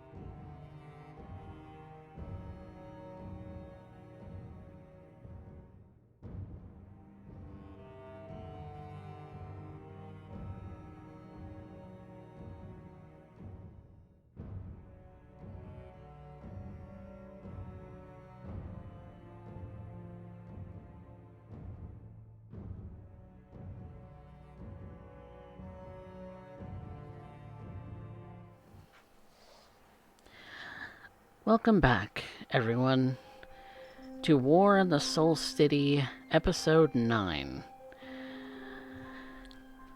After a little bit of discussion, it has been decided that Ken really should satiate that wild hunger and lust for blood in his eyes.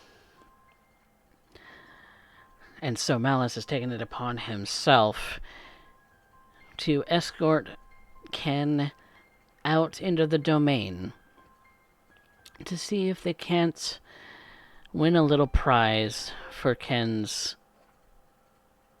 appetite. So, Ken, you're usually the type to go fishing for someone who might be of a consenting nature.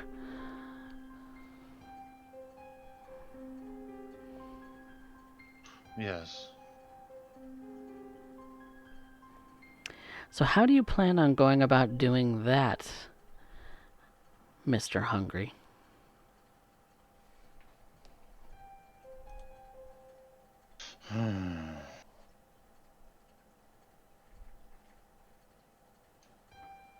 Probably look for local bar or something of the kind and try to pick up someone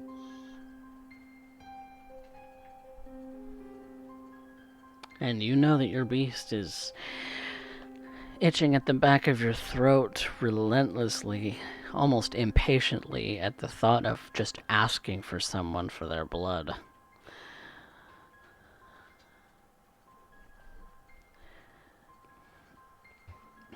So, I would like you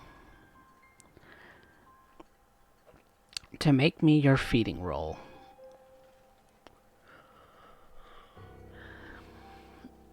Malice, do you have any persuasion dots? Well, in just a second, my thing just crashed for some reason. Uh-oh. My feeding is charisma persuasion, No, it's manipulation persuasion. manipulation persuasion. And then any specialties you might have for your feeding. I have absolutely none. No persuasion, so Malice cannot help you in this, except to maybe watch. Yes, Malice. Don't let me lose control again. If you can stop me.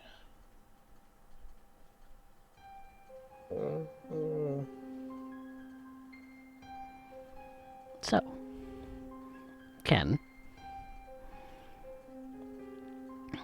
that is a success. You find someone potentially from a similar scene to the person that you snacked on earlier at the lovely room in the hotel. The woman you devoured completely before. Thoughts of doing so once again enter your mind, and so when your teeth hit skin and taste of that delicious life force, you are urged to take it all, so I need you to run a frenzy check. Difficulty 4. Okay, did I just click frenzy? Yep. No modifiers? Nope. You are in a situation that is not in your control.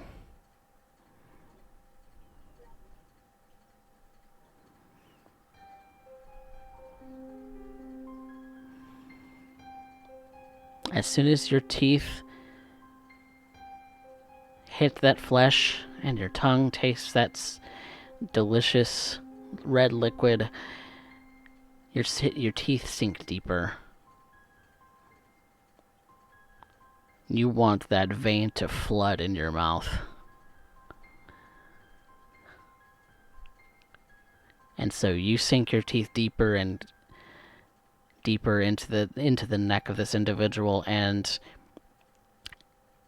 you start to guzzle directly from the vein. Malice, you are present. What do you do? Does it look like he's about to lose control again? You can see that he's taken a bite. And soon after, it looks like he's going pretty ham on sucking down this individual.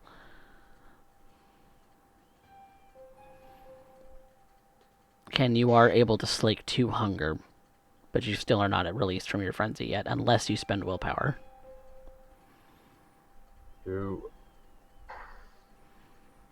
don't really have any way to physically stop him. I just spend the willpower like re-rolling. Yes, it would be 1 superficial willpower damage to regain control of yourself for what's considered a turn. Turns don't actually have a length of time in this game, but whatever I determine a turn to be, your frenzy will return after that point. Or has the potential of returning.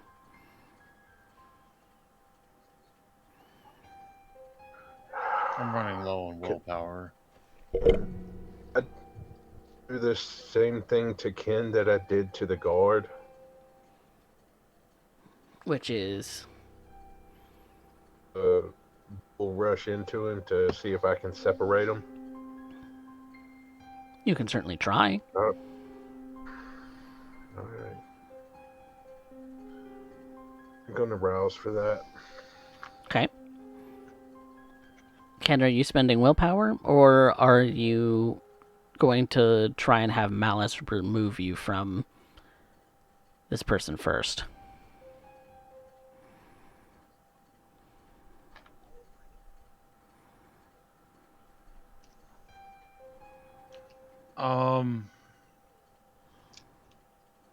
I'm also under the compulsion that I want to hurt someone, so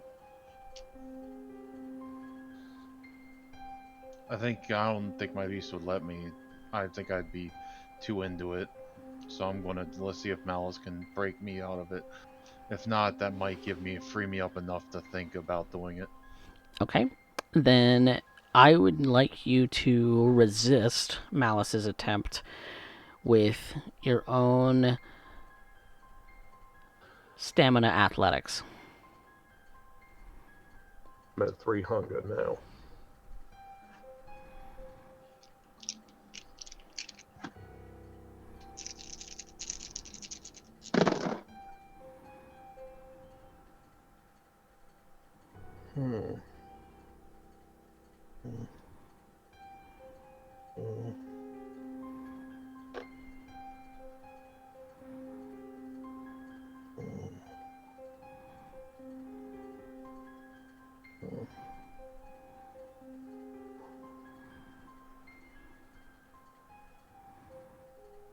That is 10 on a crit.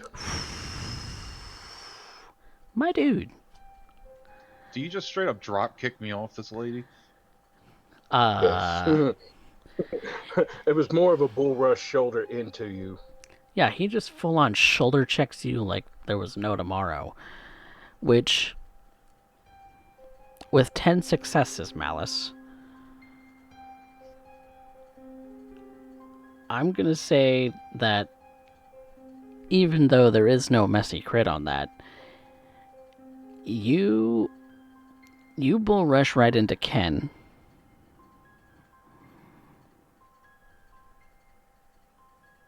Now,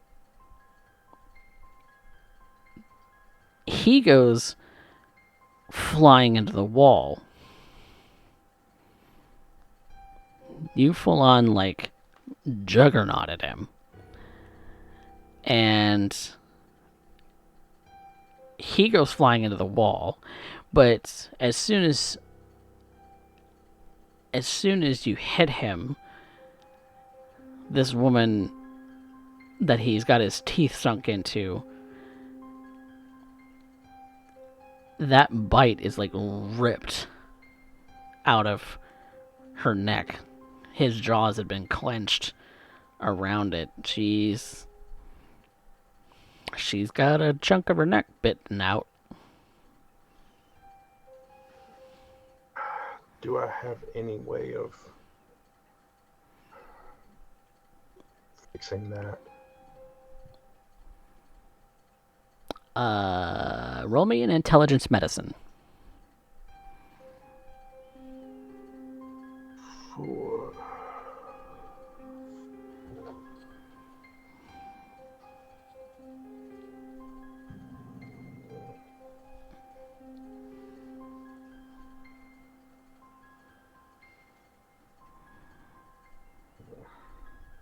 Okay. Oh.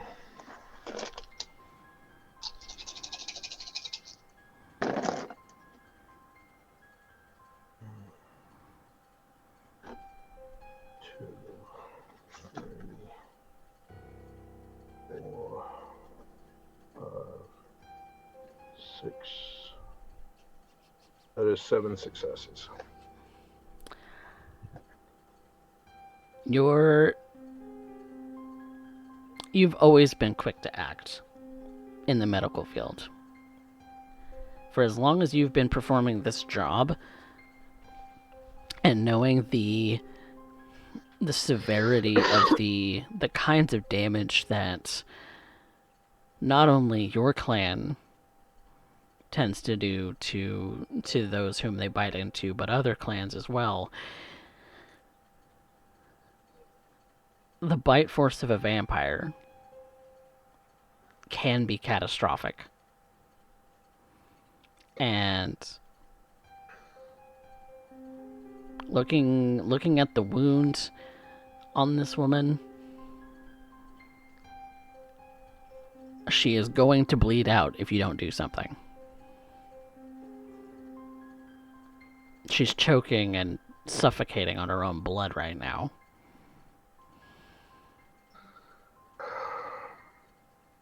I'll check my pockets. Do I have a pen? High or low?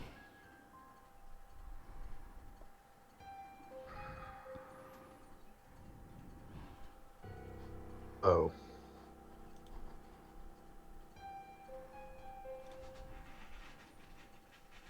Thankfully, yes.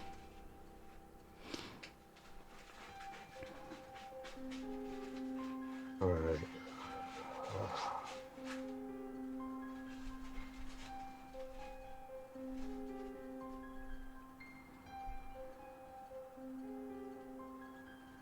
Is that a yes or a no? Yes, that's a yes.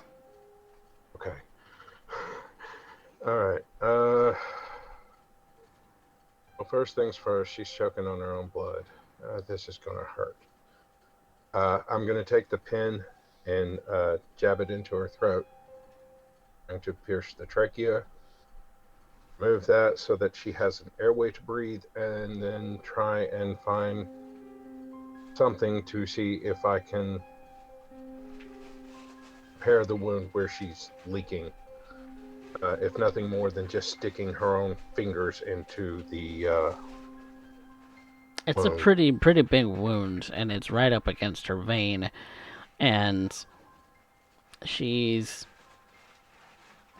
pretty well spurting on the ground. Okay, shit. Does she have a purse with her? Yeah, she does.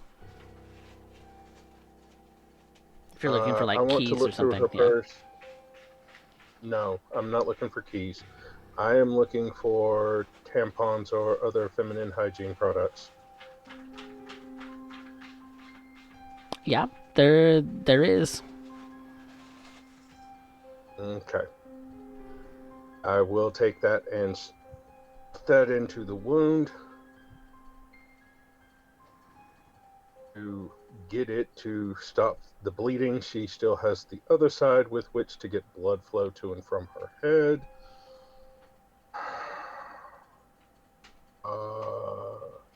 Shit. What the fuck is Kenny doing? What the fuck is Kenny doing? You were slammed Kenny up just against a wall. Am I still in a frenzy? I will allow you, since you have been knocked around a little bit, to make another frenzy check. This time at a difficulty 3.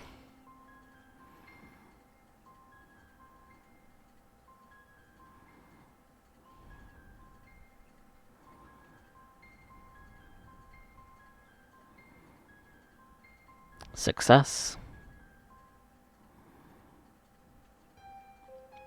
Your head clears.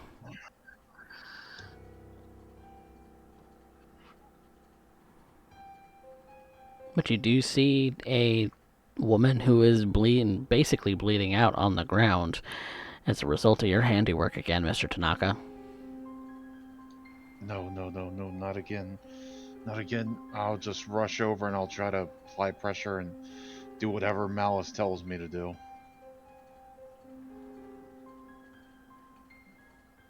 Being an extra set of hands. Malice, you know that you need to get this woman to the hospital soon. Back what I can to the wound, like I said, to see if I can get it to stop the bleeding. Mm-hmm. a roll of medical tape out of my pocket, tape the pen that I just basically turned into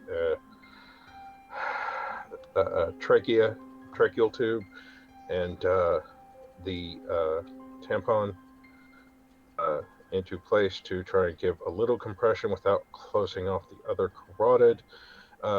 Kenny, call 911. She needs help now. They can't get here soon enough. I'm gonna have to just take her to the hospital myself. Okay, I'll take out my phone and I'll dial 911. And through the process, you are running up against the end of the night when the paramedics get to the scene.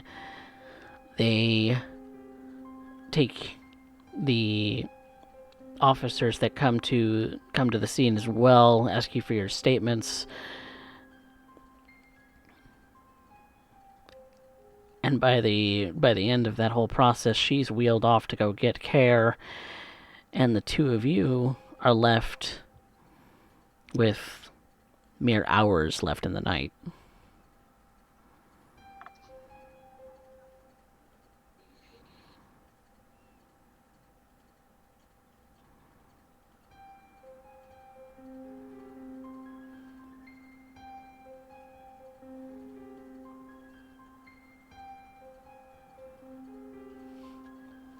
So what do you plan to do with these remaining hours? I suppose Malice I is- would. Go ahead. Malice is gonna turn around and punch Kenny. That's another one.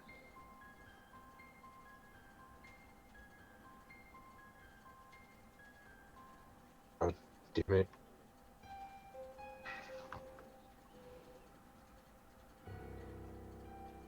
Oh, you don't like him punching you, Ken.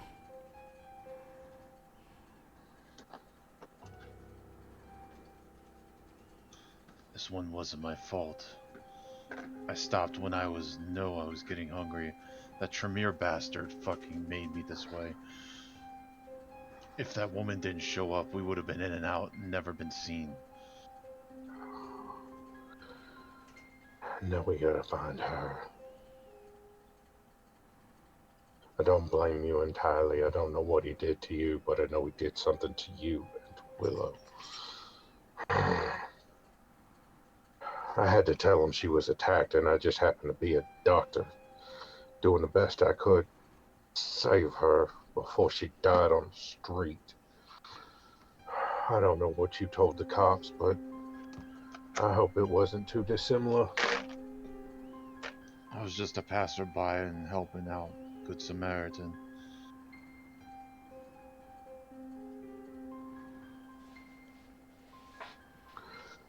Alice is gonna call Mercy.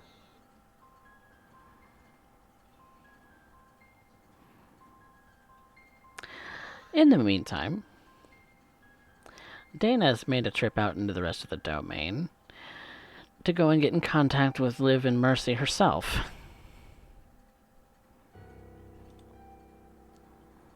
With her. And our lovely Rodney is with her, of course.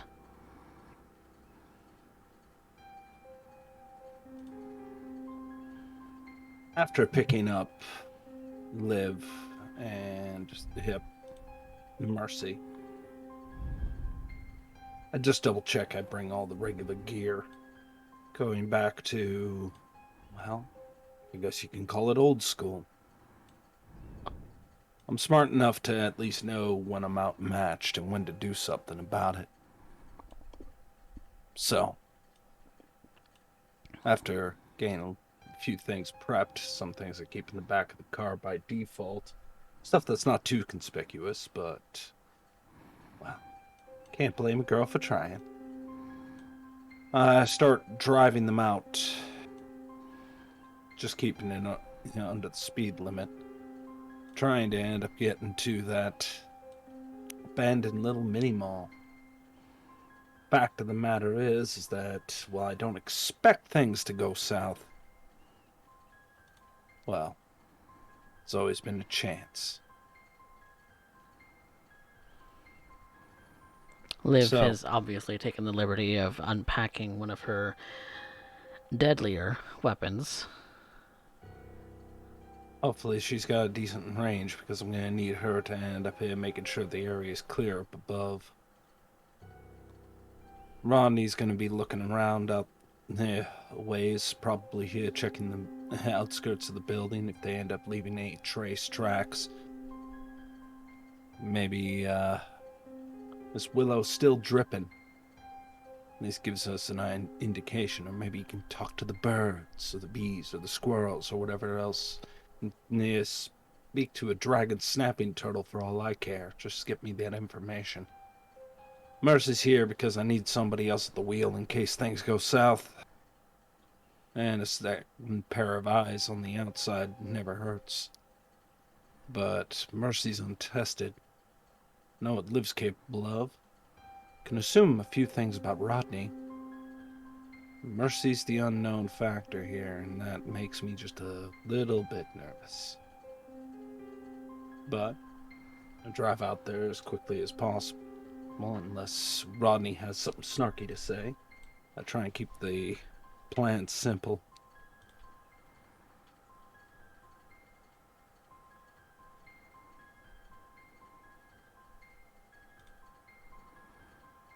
All that's on Rodney's mind at the moment is Willow. She's like him, in a sense. Somebody who gathers delivers information where it's needed. And that in the wrong hands is very concerning. The Tremere, they're tricky. They've got their wacky magic.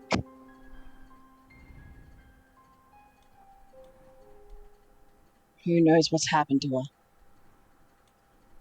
Who knows what they're walking into? But if he's going to be walking into this, he'd rather be doing it with the people in this vehicle than on his own.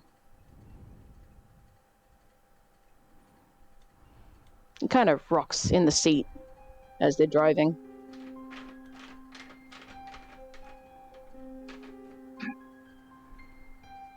Never thought I'd see your lack get nervous. What do you mean? Facial expression's not exactly your forte. Being with the bottom lip over the near chin and all. I don't like confrontation. I do not like it. Not at all. Well, you're gonna have to get used to it. You're signed up for this trip. I know I did. Don't worry, I'm not gonna ask you to do anything crazy. That's my job.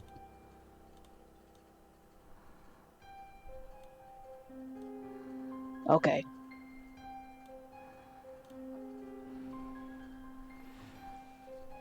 Pull up. Not fairways, fairly close. Toss Mercy the keys. Liv knows how to get into position. I'm gonna try and keep everything to the front window if I can. Mercy, it's about that time that you're getting a call on your phone.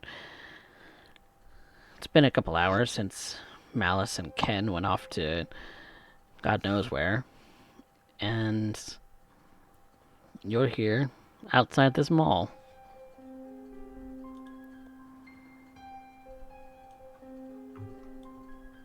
Mercy picks up her phone. What is it, honey? What you up to?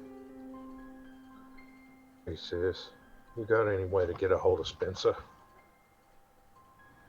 I sure do. I know where to get him. Can you give it to me? Alright. You're gonna want to go down on the riverbank at this particular little location. Mercy gives the coordinates for a very specific meeting spot. Right. What's going on? I think we're gonna need the sheriff's help. Well, what y'all are checking into. I already left a mark for Spencer. I have no way of getting a hold of Sheriff Galvin. And I think we're gonna need his help for this as well. Yeah. Pretty girl's giving me a little bit of insight on it. I don't know what she's intending coming back. It's probably gonna be some kind of entrapment we're walking into. Watch your back, girl. Oh, you know I do. I'll leave you to it. Be safe, Mal. I love you. You too. Love you too. She hangs up the phone. She looks over to Rodney. How good a driver you are. I don't drive. You don't drive.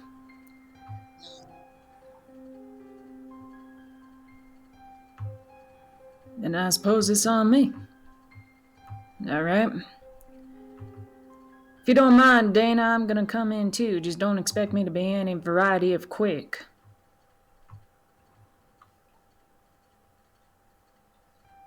You catch on fire, it's not my problem. I don't think fire gonna burn me too much.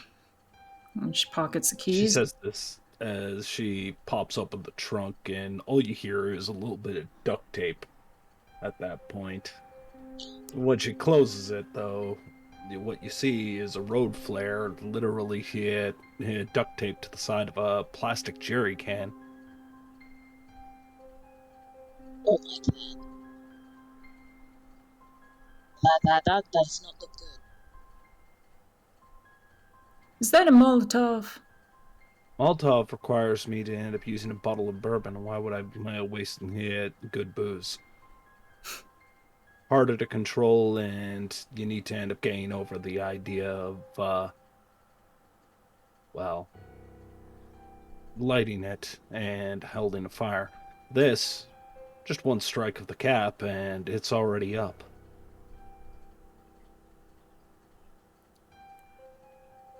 Alright. Have at it. Let me see some of those. I'll help you make some fireworks tonight, darling. Hope not. This is that plan that says when everything goes to shit, she slams the trunk shut. And doesn't even hide it, just starts walking to the building. I'm just gonna go over here and have a look. And Rodney moves off into the shadows, and I'm gonna use my unseen passage. Yep. Go ahead and rouse for that for me, please. And just to be clear, Dana is operating under heightened senses at this exact moment. Okay. Noted. I will also go ahead and use my heightened senses. Sorry, I have Sense the Unseen instead. Ha! Ah. Ha! Might be better.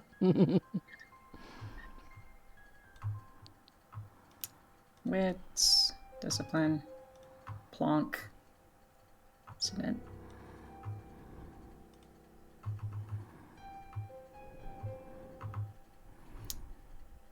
All right.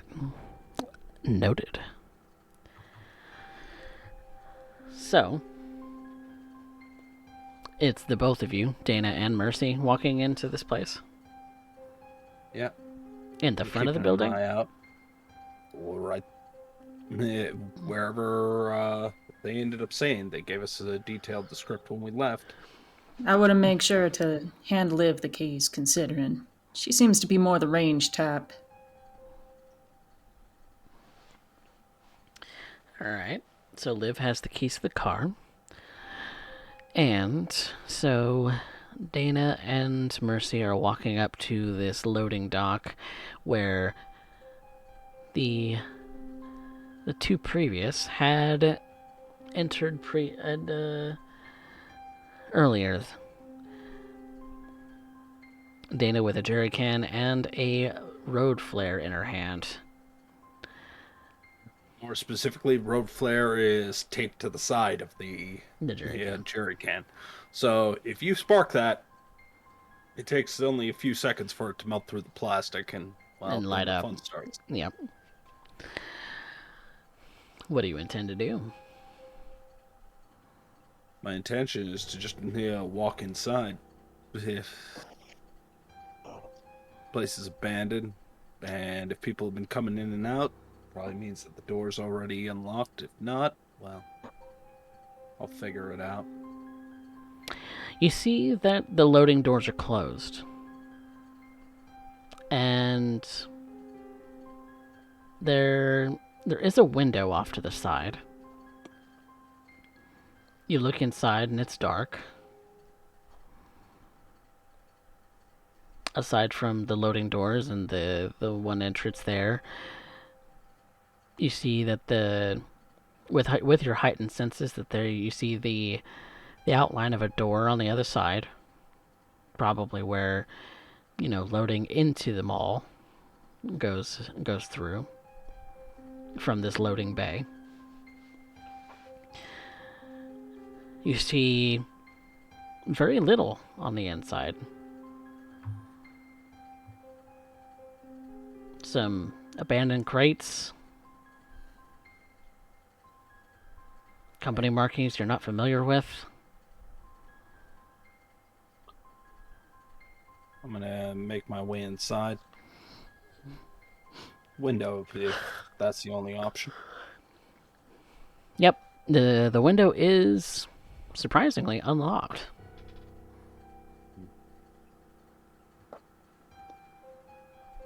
I drop down to the floor, wait for Mercy to end up here, getting inside. I take a quick look around. Any evidence of life or unlife as I know it? That would be a wits awareness aspects.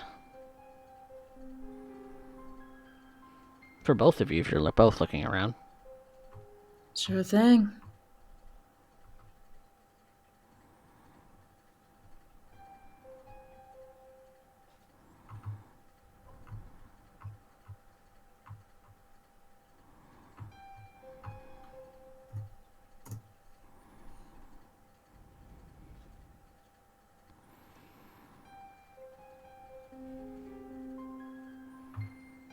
Strangely enough, or maybe to be expected, it's empty.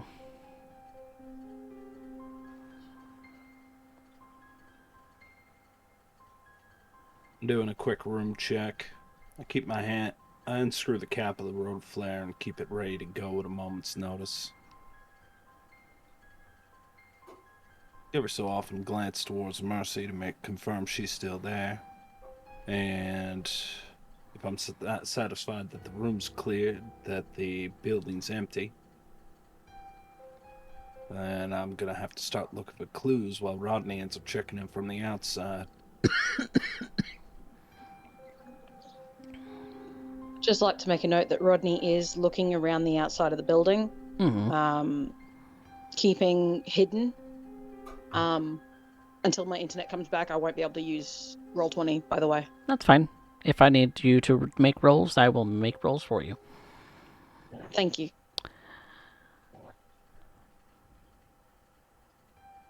Do either of you have Sense the Unseen? Mercy does. I do indeed.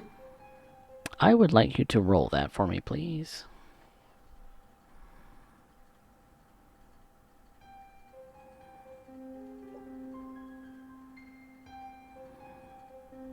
Third time's the charm.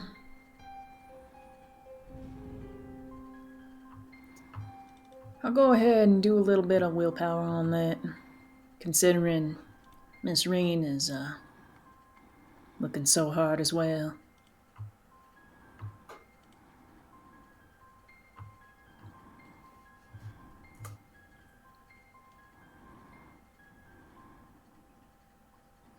Not that it makes much difference.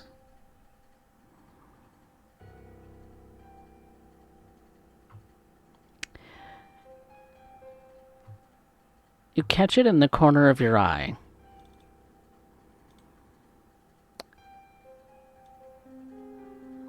There is someone there.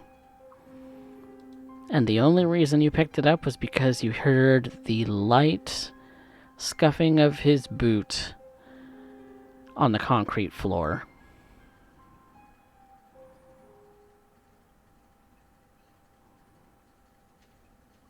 Mercer calls out to him. All right, little man.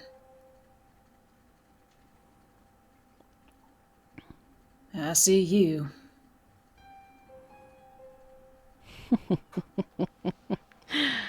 Oh, goodness. Well, if it isn't the fantastic duo. Dana, it's been a long time, dear. Where have you been? I turn around. Immediately, I am popping. I'm going to use Presence, and I'm going to pop Daunt.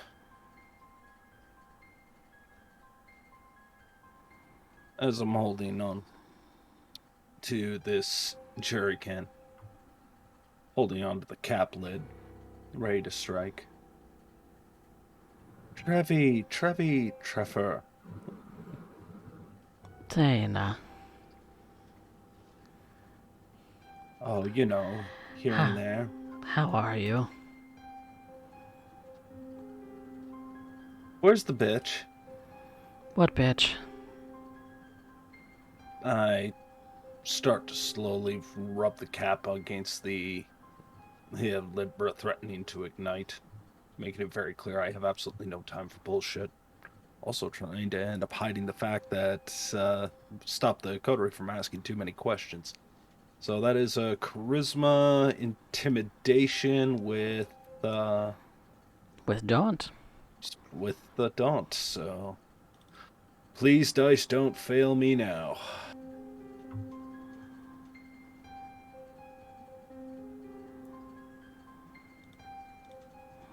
That'll work. Oh, lordy. That is the...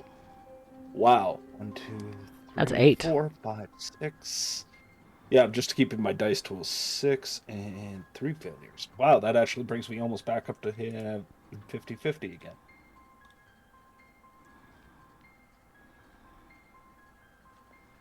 Holy shit, for once my dice actually rolled above the average.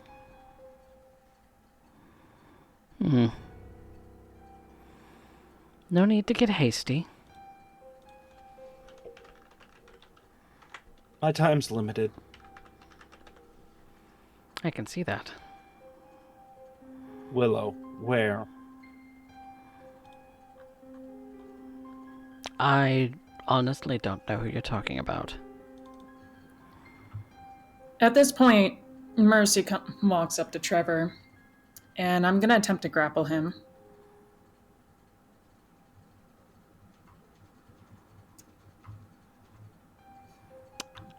Go for it then.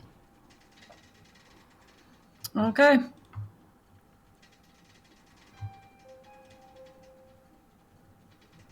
I have a grapple specialty and I add potence, so that's... Whew. He's opposing with a dexterity athletics.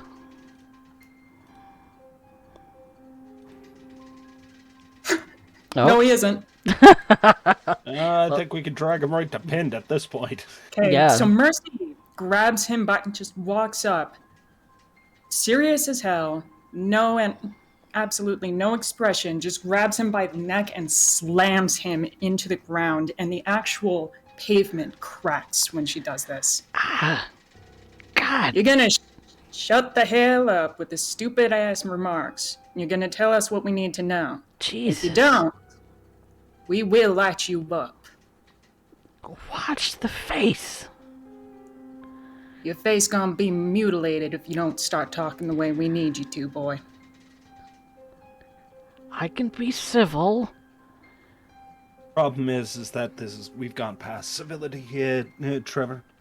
I drop, or I kind of squat down with the jerry can placed like 3 hinges from his face, with the flare on the other side closer to me, just in case he tries anything funny. Dana, I thought we were on good terms. We were. We are. Problem is that you're kill on sight. Yeah, I heard about that. To be fair... You guys really fucked up. To be fair, that wasn't Gregory. That was the Baron's doing. Well, right now, I know Gutenberg was here Yes. as a member of the court in their possession. Now, I find out that they're not in court very soon. There's going to be some problems. I don't know where he's gone off with her. I am telling you the truth. He was going off on some kind of tangent about how he wanted to re-educate her. I have no idea exactly what it is he means by that, but it certainly sounded like a tempting venture. I am currently unscrewing the cap. I am telling you the truth, Dana. And tell us where else we can get a lead on this man. He's Tremere. That don't mean shit to me. That don't mean shit to me either. Tremere don't like ministry, remember? Then who does this Tremere like? Gregory Belant. Where he at? Who knows? So that's about all the information that we can get out of you that's useful. Glad to know. Wait, hang on. Wait.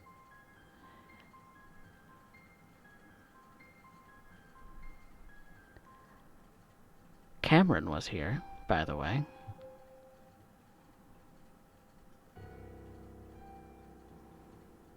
I'm sure he'd like to see your pretty face. Mercy checks over her shoulder to look at Dana's expression.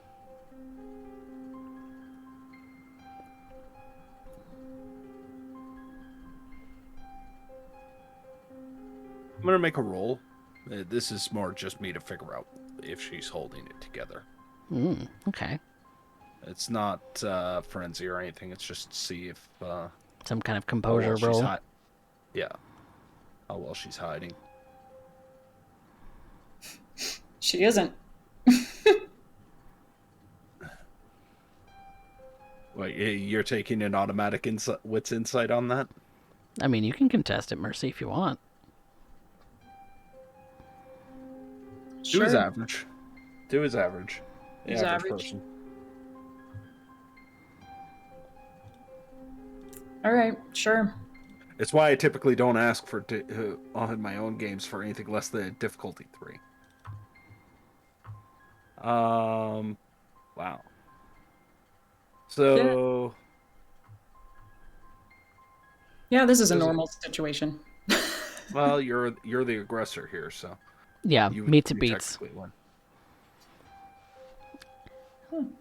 Mercy, you can tell she's a little rattled. It's a fondness. Kind of maybe a bit of nostalgia. A longing for when things were simpler. She's not gonna cry about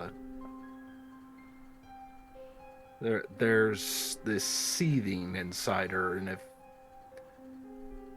I don't know, maybe that anger comes from that familiarity. You get the impression, though, that stern and pressing. She will light this man on fire. Not tomorrow. Not in a few days. Her intent is to do it now. The question is if she starts with his face or starts with his ankles.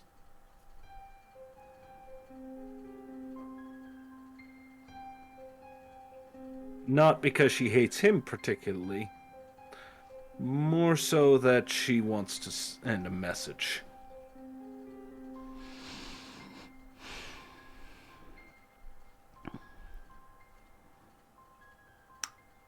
Mercy looks back at Trevor.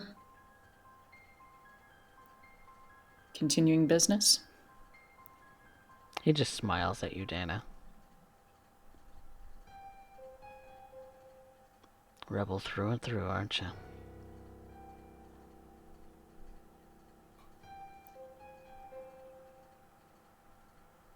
What do you want to do?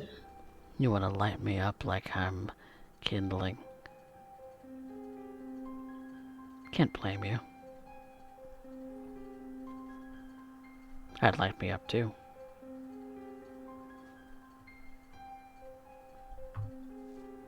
Right. I would. And it's at that point, I think it is about time that Dana ends up here, cracking both of his legs. And since he's pinned down, he's a helpless target.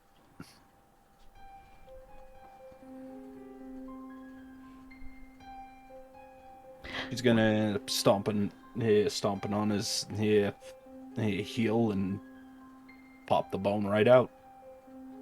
And he yelps.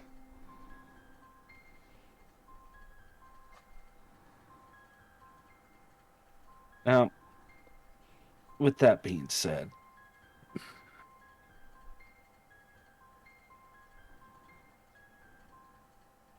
I end up here lighting, or I end up here dumping the, or putting the jerry can down with the lid open, kick it to its side to make sure that he's laying in a pool of gasoline. Dana, you don't want to do this. Grab hold of the road flare, rip it off the duct tape. Stare at it for a moment. Then look at him. You were like a daughter to Cameron, you know that?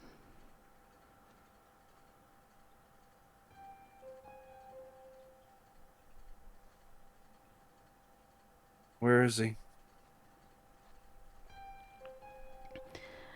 They left. This is the last chance. They left. When they figured out that you guys had figured out where this place is, they left. Where? Deeper into the neighborhood, probably the reservoir.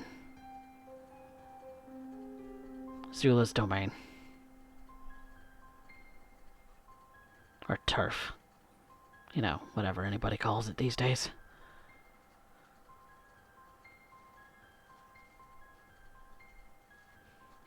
I appreciate it, lover. And with that, I strike it and drop it. Mercy, let's go. Shit. I would like you both to make me a frenzy check. As it whooshes in your face.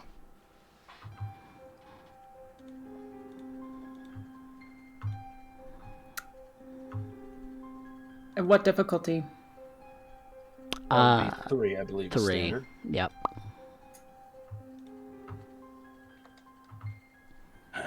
Well, I was expecting this.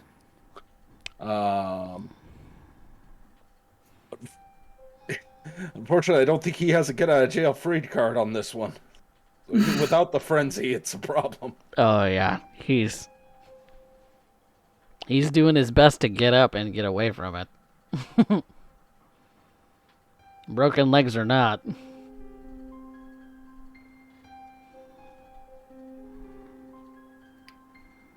The kind of imagine once the fire lit, Mercy just kind of puts both heels on the small of his back and leaps off. Basically. She sees Dana just booking it. Dana, you just dart.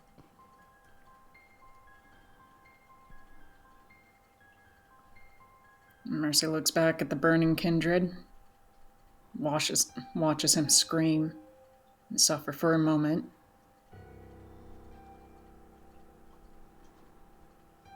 Business is business.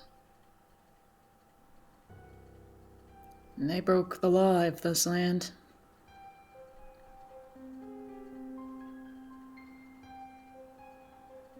She just follows Dana outside of the building. And I believe Now- that... Oh, go ahead. No, it's alright. Go ahead. No, you were going to say something. I believe that the back door is still openable from the inside, correct? So it would be the most obvious exit. The most obvious exit would be the window you came out through, yes. Or came in Alright. through. Alright, then I guess I'm clambering in through that. Yep. Takes Clam- me a minute. Before I check. Mercy's out. She turns her back to Mercy and just starts walking away. She tries to hide the fact that she's shaken up. But as she ends up walking, gets to the vehicle, looks for signs of Rodney. He probably was doing some investigative work on the outside in case they missed anything. Only the smallest flicker of fire coming from the inside of it.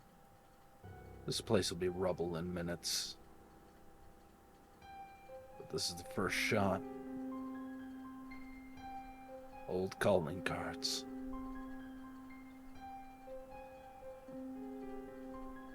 And with that, the abandoned mall/warehouse of this Flowwood domain goes up in flame through the morning. Our kindred, having searched the perimeter for clues, find virtually none. Nothing indicating as to where to find them next. So in a way, back to square one. But with the ash of Trevor Cox on their hands. And a missing Willow Dawson still to find.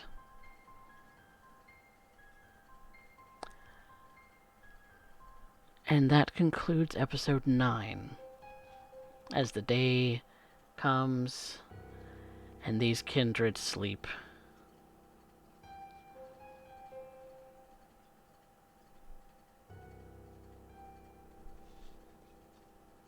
Thank y'all for playing.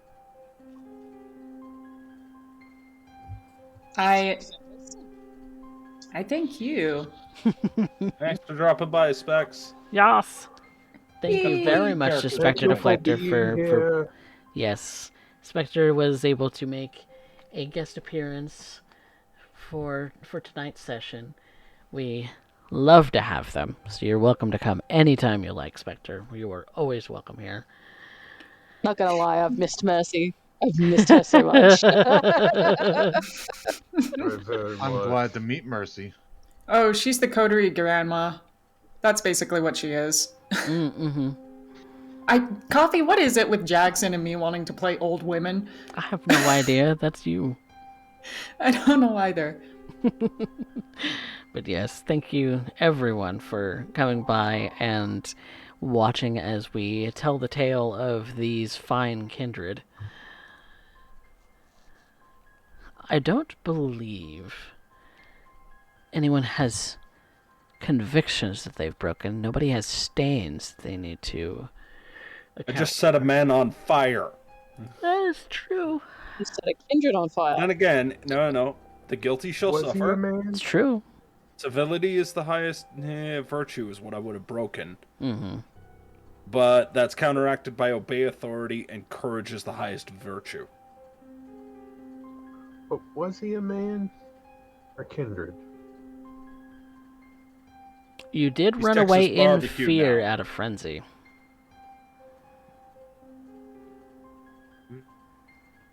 I would say that you broke your courage, Tenant, by falling into frenzy. Okay. But I wasn't afraid to light it. You weren't afraid to light it, but you were kind of afraid to stick around and watch it burn. So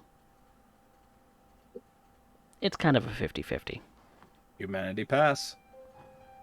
Congratulations. Dana is still Humanity 7.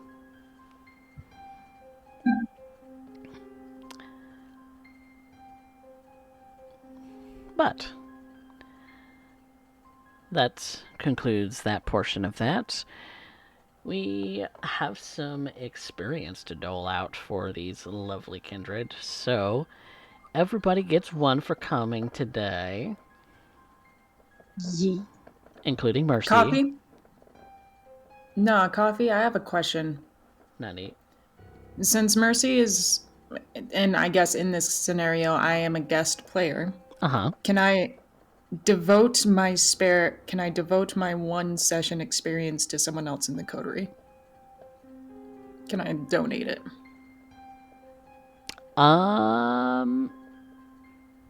Or you can forego experience and just entirely. Yeah, but I think it'd be cool if we had one extra voting thing. Okay. Then we'll save that for last, then. We're going to have a Mercy's favorite. We're going to have an audience favorite, and we're going to have a Mercy's favorite. So, the rest of the players, you all get your one for showing up, of course. And then it is amongst the four of you to decide who had moved the plot, who had the best scene, and who had our best line.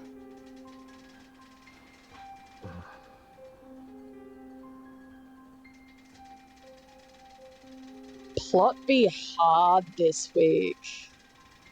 It's true. Plot mover is hard. I want to give it to Mojo. Oh yeah, Malice did so much. Yeah. That was the domino that kicked this whole thing off. And I still can't get over the fact that lion's head shirt looks like you're just going in shirt with just a Hawaiian shirt wide open. Right. It's a tiger, not a lion. Something helped me laugh. I see I see everything jiggle. I'm like, it wouldn't look any different if he was shirtless. I promise you it will. The rest of my skin's not that color. Not according to your webcam, sir. The only thing keeping it Twitch legal at this point is the fact that your camera's above the nip line. Otherwise, it would probably get censored because somebody got the wrong idea. You're flirting with the mouse more than I do. Oh my. But yes, You make this shit look good. there is a vote for Malice as far as plot mover. Any other hats in the ring? I will throw a vote at Malice as well, although I would also love to throw a vote for Dana as well. To who? Dana. Dana. It was just too good.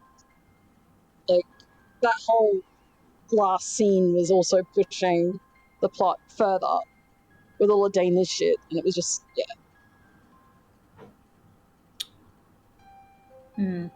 So I want to vote for both of them. I think I gotta go with Malice on this one. I think that's 3 votes Malice. 3 votes Malice.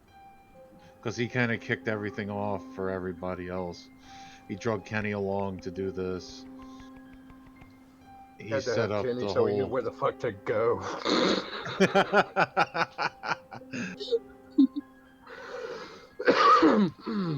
For I real, believe though. that one is pretty close to unanimous. Yep, unanimous. Who had best Alrighty. scene? Passing that one to Dana.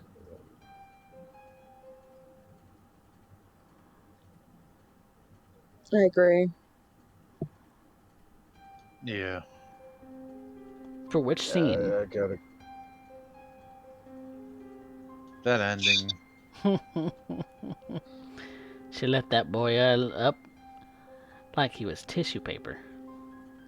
Well, plus that's my ambition, so Oh, that's curing a willpower. Oh yeah, delightful. I cure willpower because I got my ambition Your desire for today? or desire. Yeah. Yeah, mine's actually the ambition. I put myself Ooh. one closer to it. Ooh. Hot damn. Any other votes about who moved or had the best scene, rather? Do we have a poll going? We don't have a poll going. I'm gonna start that here.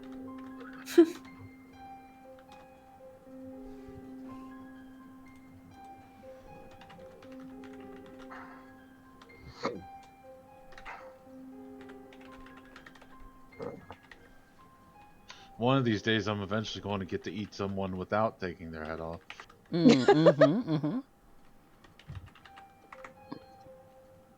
You'll get there, maybe, if you don't lose all your Maybe. humanity first. What's that, like 2 out of 2? Yeah. Turn him into a Pez dispenser. Hot damn.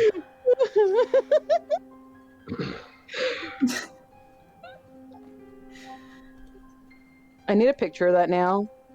Ken using somebody as a human Pez dispenser. God, he would find us some meatsy just for the purpose. Yeah, all you need is a box cutter. Oh God. So who had best scene? Who did we decide that was? I think it was Dana. Dana. Dana. Okay, Dana. Yeah. Best line. Dana. Molotov requires a bottle of bourbon. Why would I waste good booze? Ooh. Caffeinated Conquest, thank you so much for the raid. We were just finishing up, actually. We appreciate the raid, though, nonetheless. And so, yeah. Then I think it's pretty unanimous. Dana gets the bourbon line. The bourbon and the Molotov line. Nice. There you go. Mercy's favorite. Mercy's favorite is caught between Mr. Basic feeding scene and me as a player just being enamored with the idea of Rodney and Willow being pals and him automatically being like, let's go. I'm good. Let's do it. Poor Willow. Since I was a fledgling.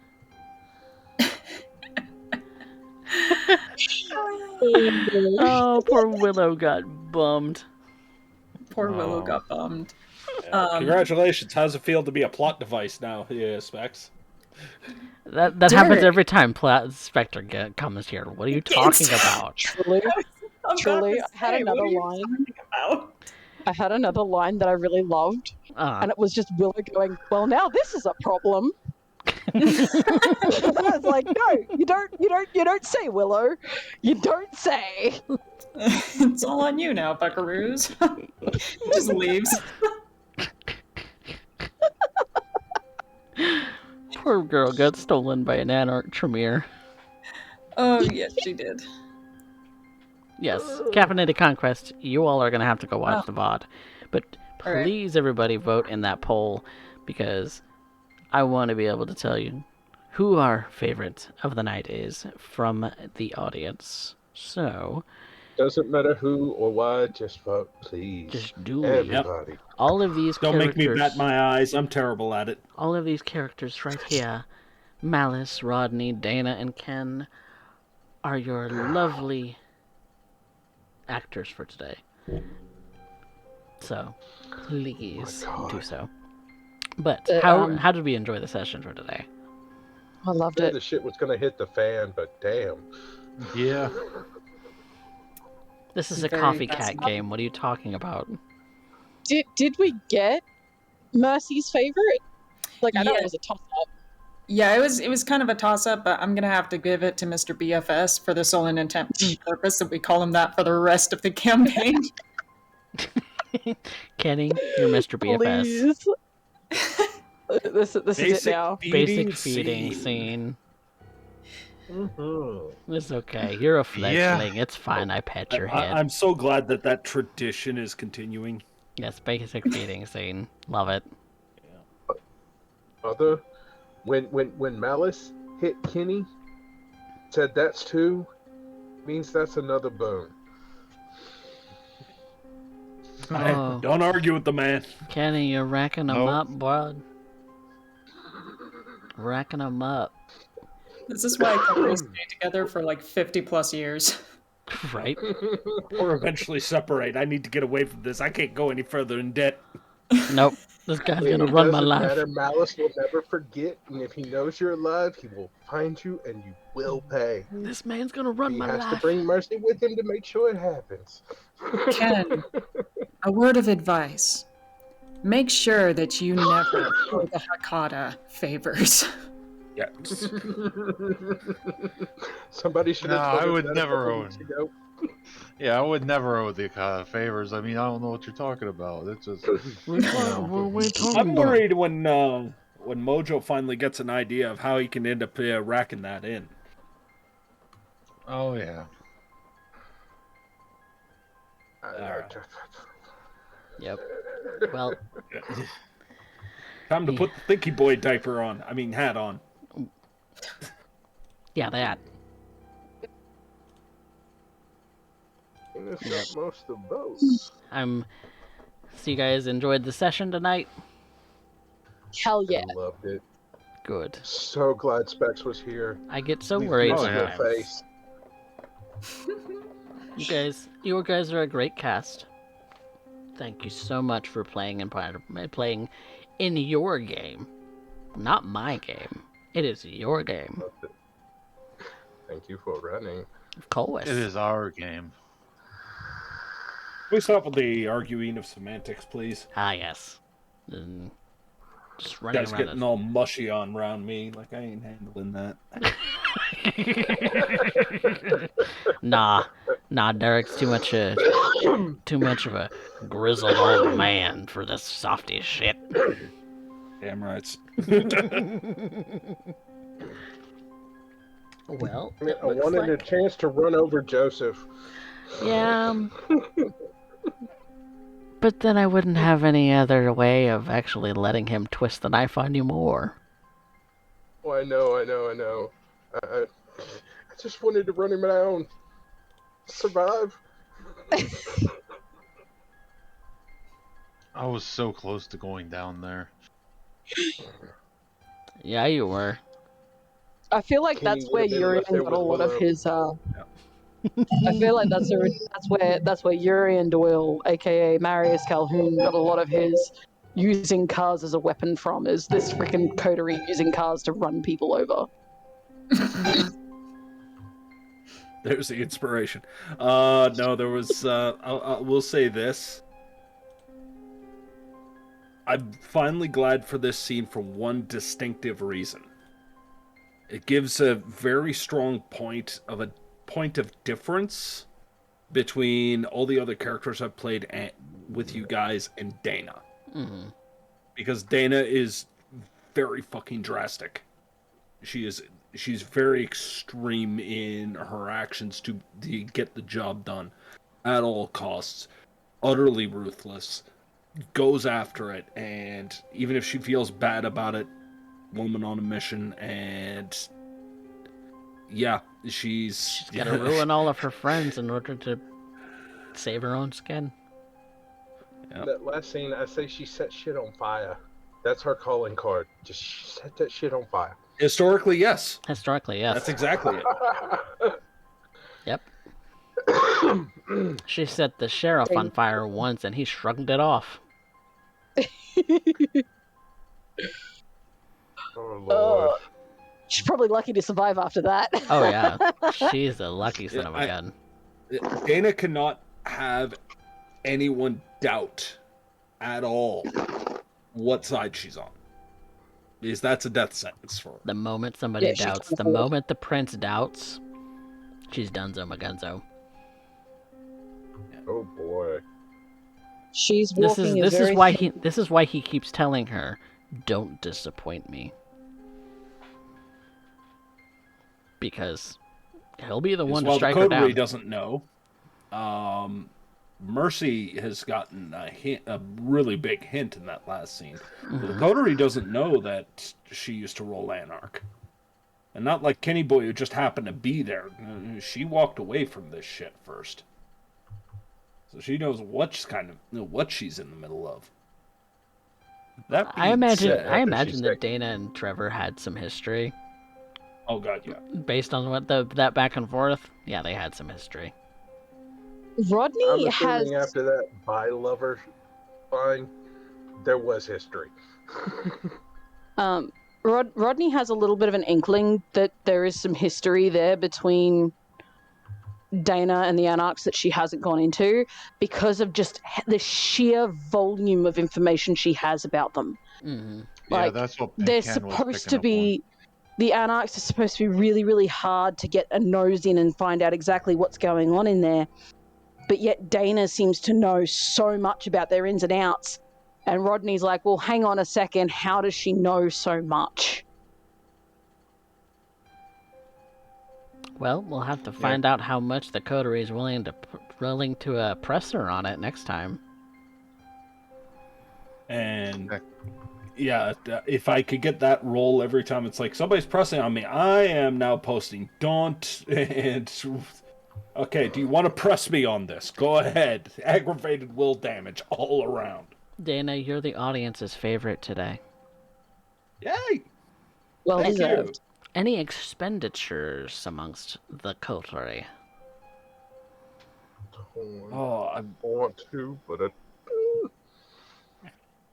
I want to as well, but I'm actually saving up because this sounds like it's going to be a lot more.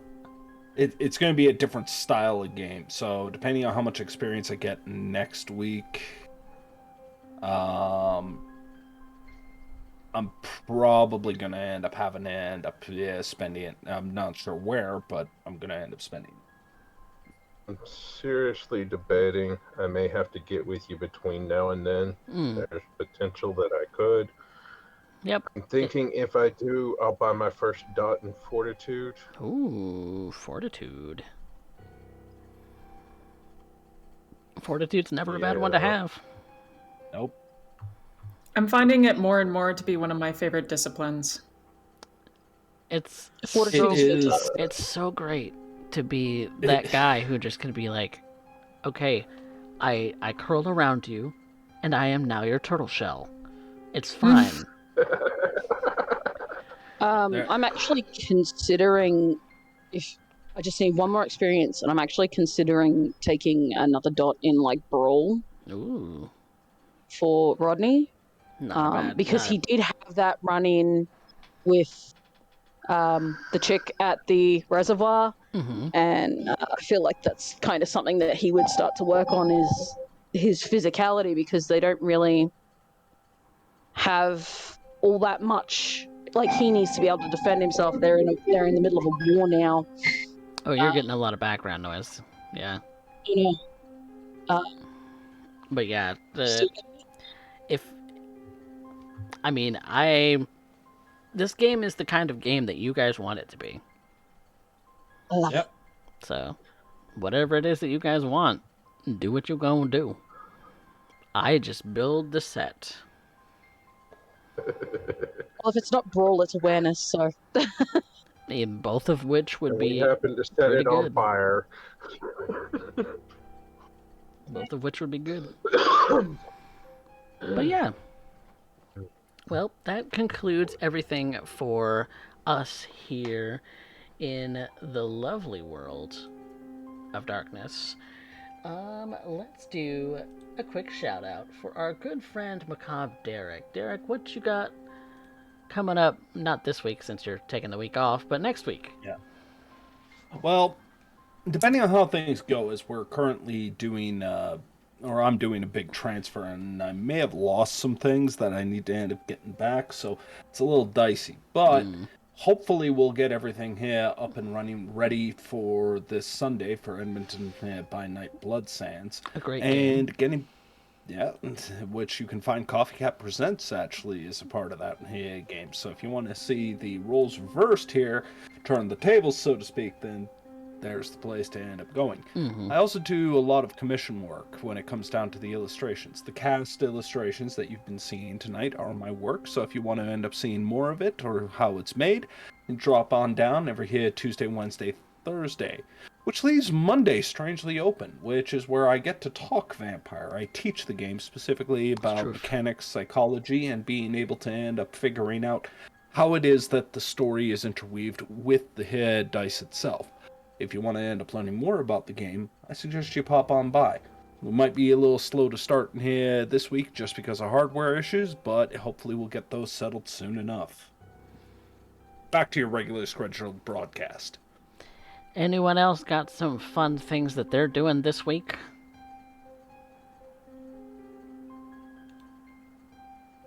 Cricket noises. Cricket noises. Well, I do. So, Moxie. I do have a lovely cast. They are all great.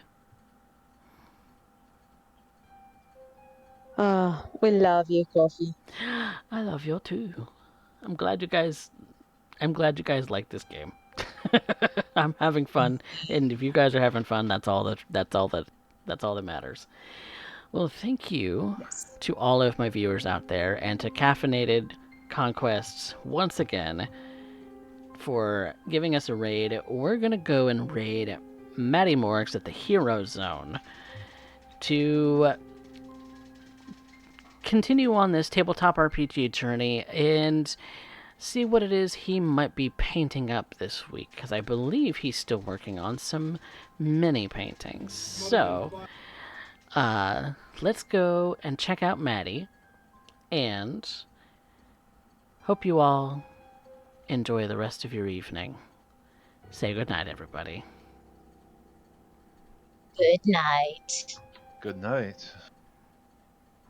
Tune in next week where we find out whether or not my dice turn on me. Night. We don't need no water, let this motherfucker burn.